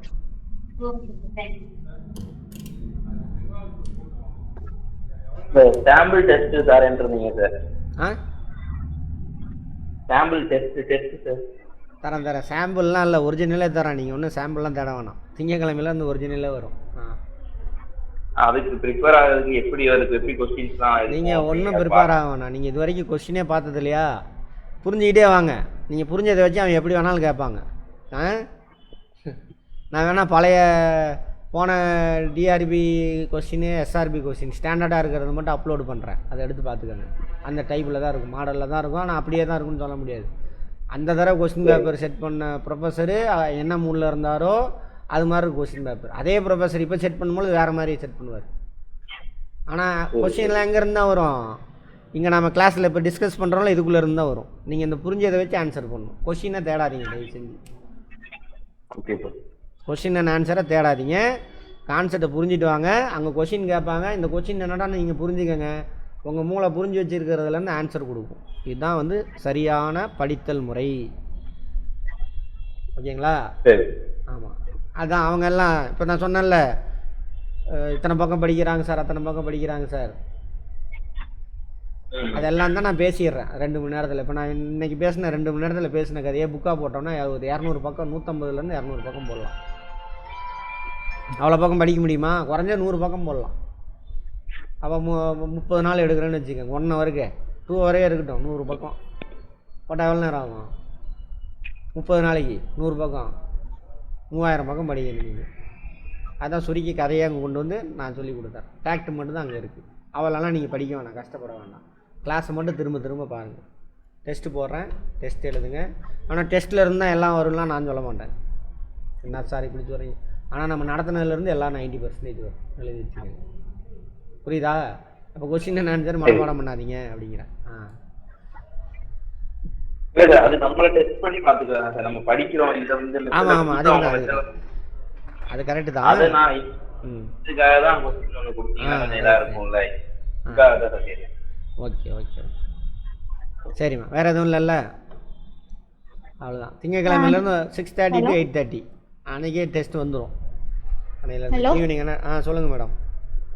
50 மார்க் மேக்ஸ்ன்னு சொன்னீங்கல்ல சார்? மேக்ஸ் இல்லை மேடம், நான் திரும்ப சொல்கிறேன். Okay okay. Aptitude 25, reasoning 25. ரீசனிங்லாம் ஒரு மண்ணும் படிக்க வேணாம். நீங்கள் அங்கே உள்ள கொஸ்டினை புரிஞ்சுட்டு அப்படியே யோசிங்கன்னா ஆன்சர். கேட்குறேன். டைம் மேடம் மேக்ஸே கிடையாது. நீங்கள் வந்து அங்கே பேப்பரில் கையே வைக்கக்கூடாது. நான் சொல்கிற மேக்ஸை புரிஞ்சுக்கிட்டீங்க அப்படின்னாக்கா கொஸ்டினை பார்த்தோன்னா 10 செகண்டில் ஆன்சர் போட்டுருவீங்க. நோ ஃபார்முலா எதுவுமே கிடையாது. நீங்கள் ஃபார்முலா ஸ்கூலில் மாதிரி வச்சு அடிச்சுக்கிட்டே இருந்தீங்கன்னா தான் உங்களுக்கு அந்த பிரச்சனை. சரிங்களா? உங்களுக்கு டைம் மிச்சம் பண்ணி கொடுக்குறதே மேக்ஸு ரீசனிங்காக தான் இருக்கும். ரீசனிங் ஒரு சில கொஷின் டைம் இழுக்கும். அந்த மாதிரி கொஷின் பார்த்தோன்னே விட்டுறணும். இல்லை நான் வீராதி வீரன் அப்படின்னு சொல்லிட்டு சால்வ் பண்ணோம்னா டைம் போயிடும். பின்னாடி ஈஸியான கொஷின்லாம் போயிடும். ஐயோ டைம் பத்தலை சார், அவசர அவசரமாக எல்லாம் போச்சு சார், தெரிஞ்சதெல்லாம் போச்சு சார், வீட்டிலேருந்து பார்த்தேன் சார், ஒன்றும் இல்லை, ஒரு பிரயோஜனமும் கிடையாது. ஓகேங்களா? அது எல்லாமே நான் சொல்லித்தரேன், வெயிட் பண்ணுங்கள். குட், கேளுங்க, இந்த மாதிரி டவுட் கேட்டுகிட்டே இருங்க, அப்போ தான் சொல்லுவேன். கிளியராங்க மேடம்? Okay sir. கான்செப்டை புரிஞ்சுக்கோங்க. மேக்ஸ்லாம் பார்த்தோன்னே இப்படி 10 செகண்ட் 20 செகண்டில் முடிச்சிடலாம் ஒரு கொஷினை. 20 செகண்ட் படிக்கிற நேரம், சால்வ் பண்ணுற நேரம், அவ்வளோதான். சால்வ் பண்ணுறேன்னா புரிஞ்சுக்கிட்டா ஆன்சர் உங்கள் மூளை சொல்லிடுறேன் டக்குன்னு. பாருங்கள். சொல்லுங்கள் சார். மேக்ஸ் கொஞ்சம் கூட கொடுங்க சார். மேக்ஸ்க்கு மட்டும். அப்போ மற்றதெல்லாம் வேண்டாமா? அக்கௌண்டன்சிலாம் வேண்டாமா? எல்லாமே கொடுத்துடலாம். எல்லாமே கொடுத்து ஒழுங்காக நீ கிளாஸை நீங்கள் வந்துட்டு புரிஞ்சுக்கங்க. சும்மா 5 நிமிஷம் வேலை புரிஞ்சுக்கிட்டீங்கன்னாக்கா அவன் எப்படி கொடுத்தாலும் ஆன்சர் வந்துடும். அது மைண்ட் செட்டை மட்டும் மாற்றிக்கங்க. ஃபஸ்ட்டு 1 நிமிஷம் நடத்தும் ஒரு கான்செப்ட், அதை புரிஞ்சுக்கிட்டீங்க அப்படின்னாக்கா அவன் எப்படி 1000 லட்சம் டைப்பில் கேட்டாலும் உங்களால் ஆன்சர் பண்ண முடியும். அதனால் புரிஞ்சுக்க ட்ரை பண்ணுங்கள். புரியலைன்னா கேளுங்க. கொஸ்டின் ஆன்சரை மனப்பாடம் பண்ணாதீங்க. ஓகே, பாய். இன்றைக்கி போதும். டவுட் இருந்தால் எனக்கு வாட்ஸ்அப்பில் வாய்ஸ் மெசேஜ் போடுங்க.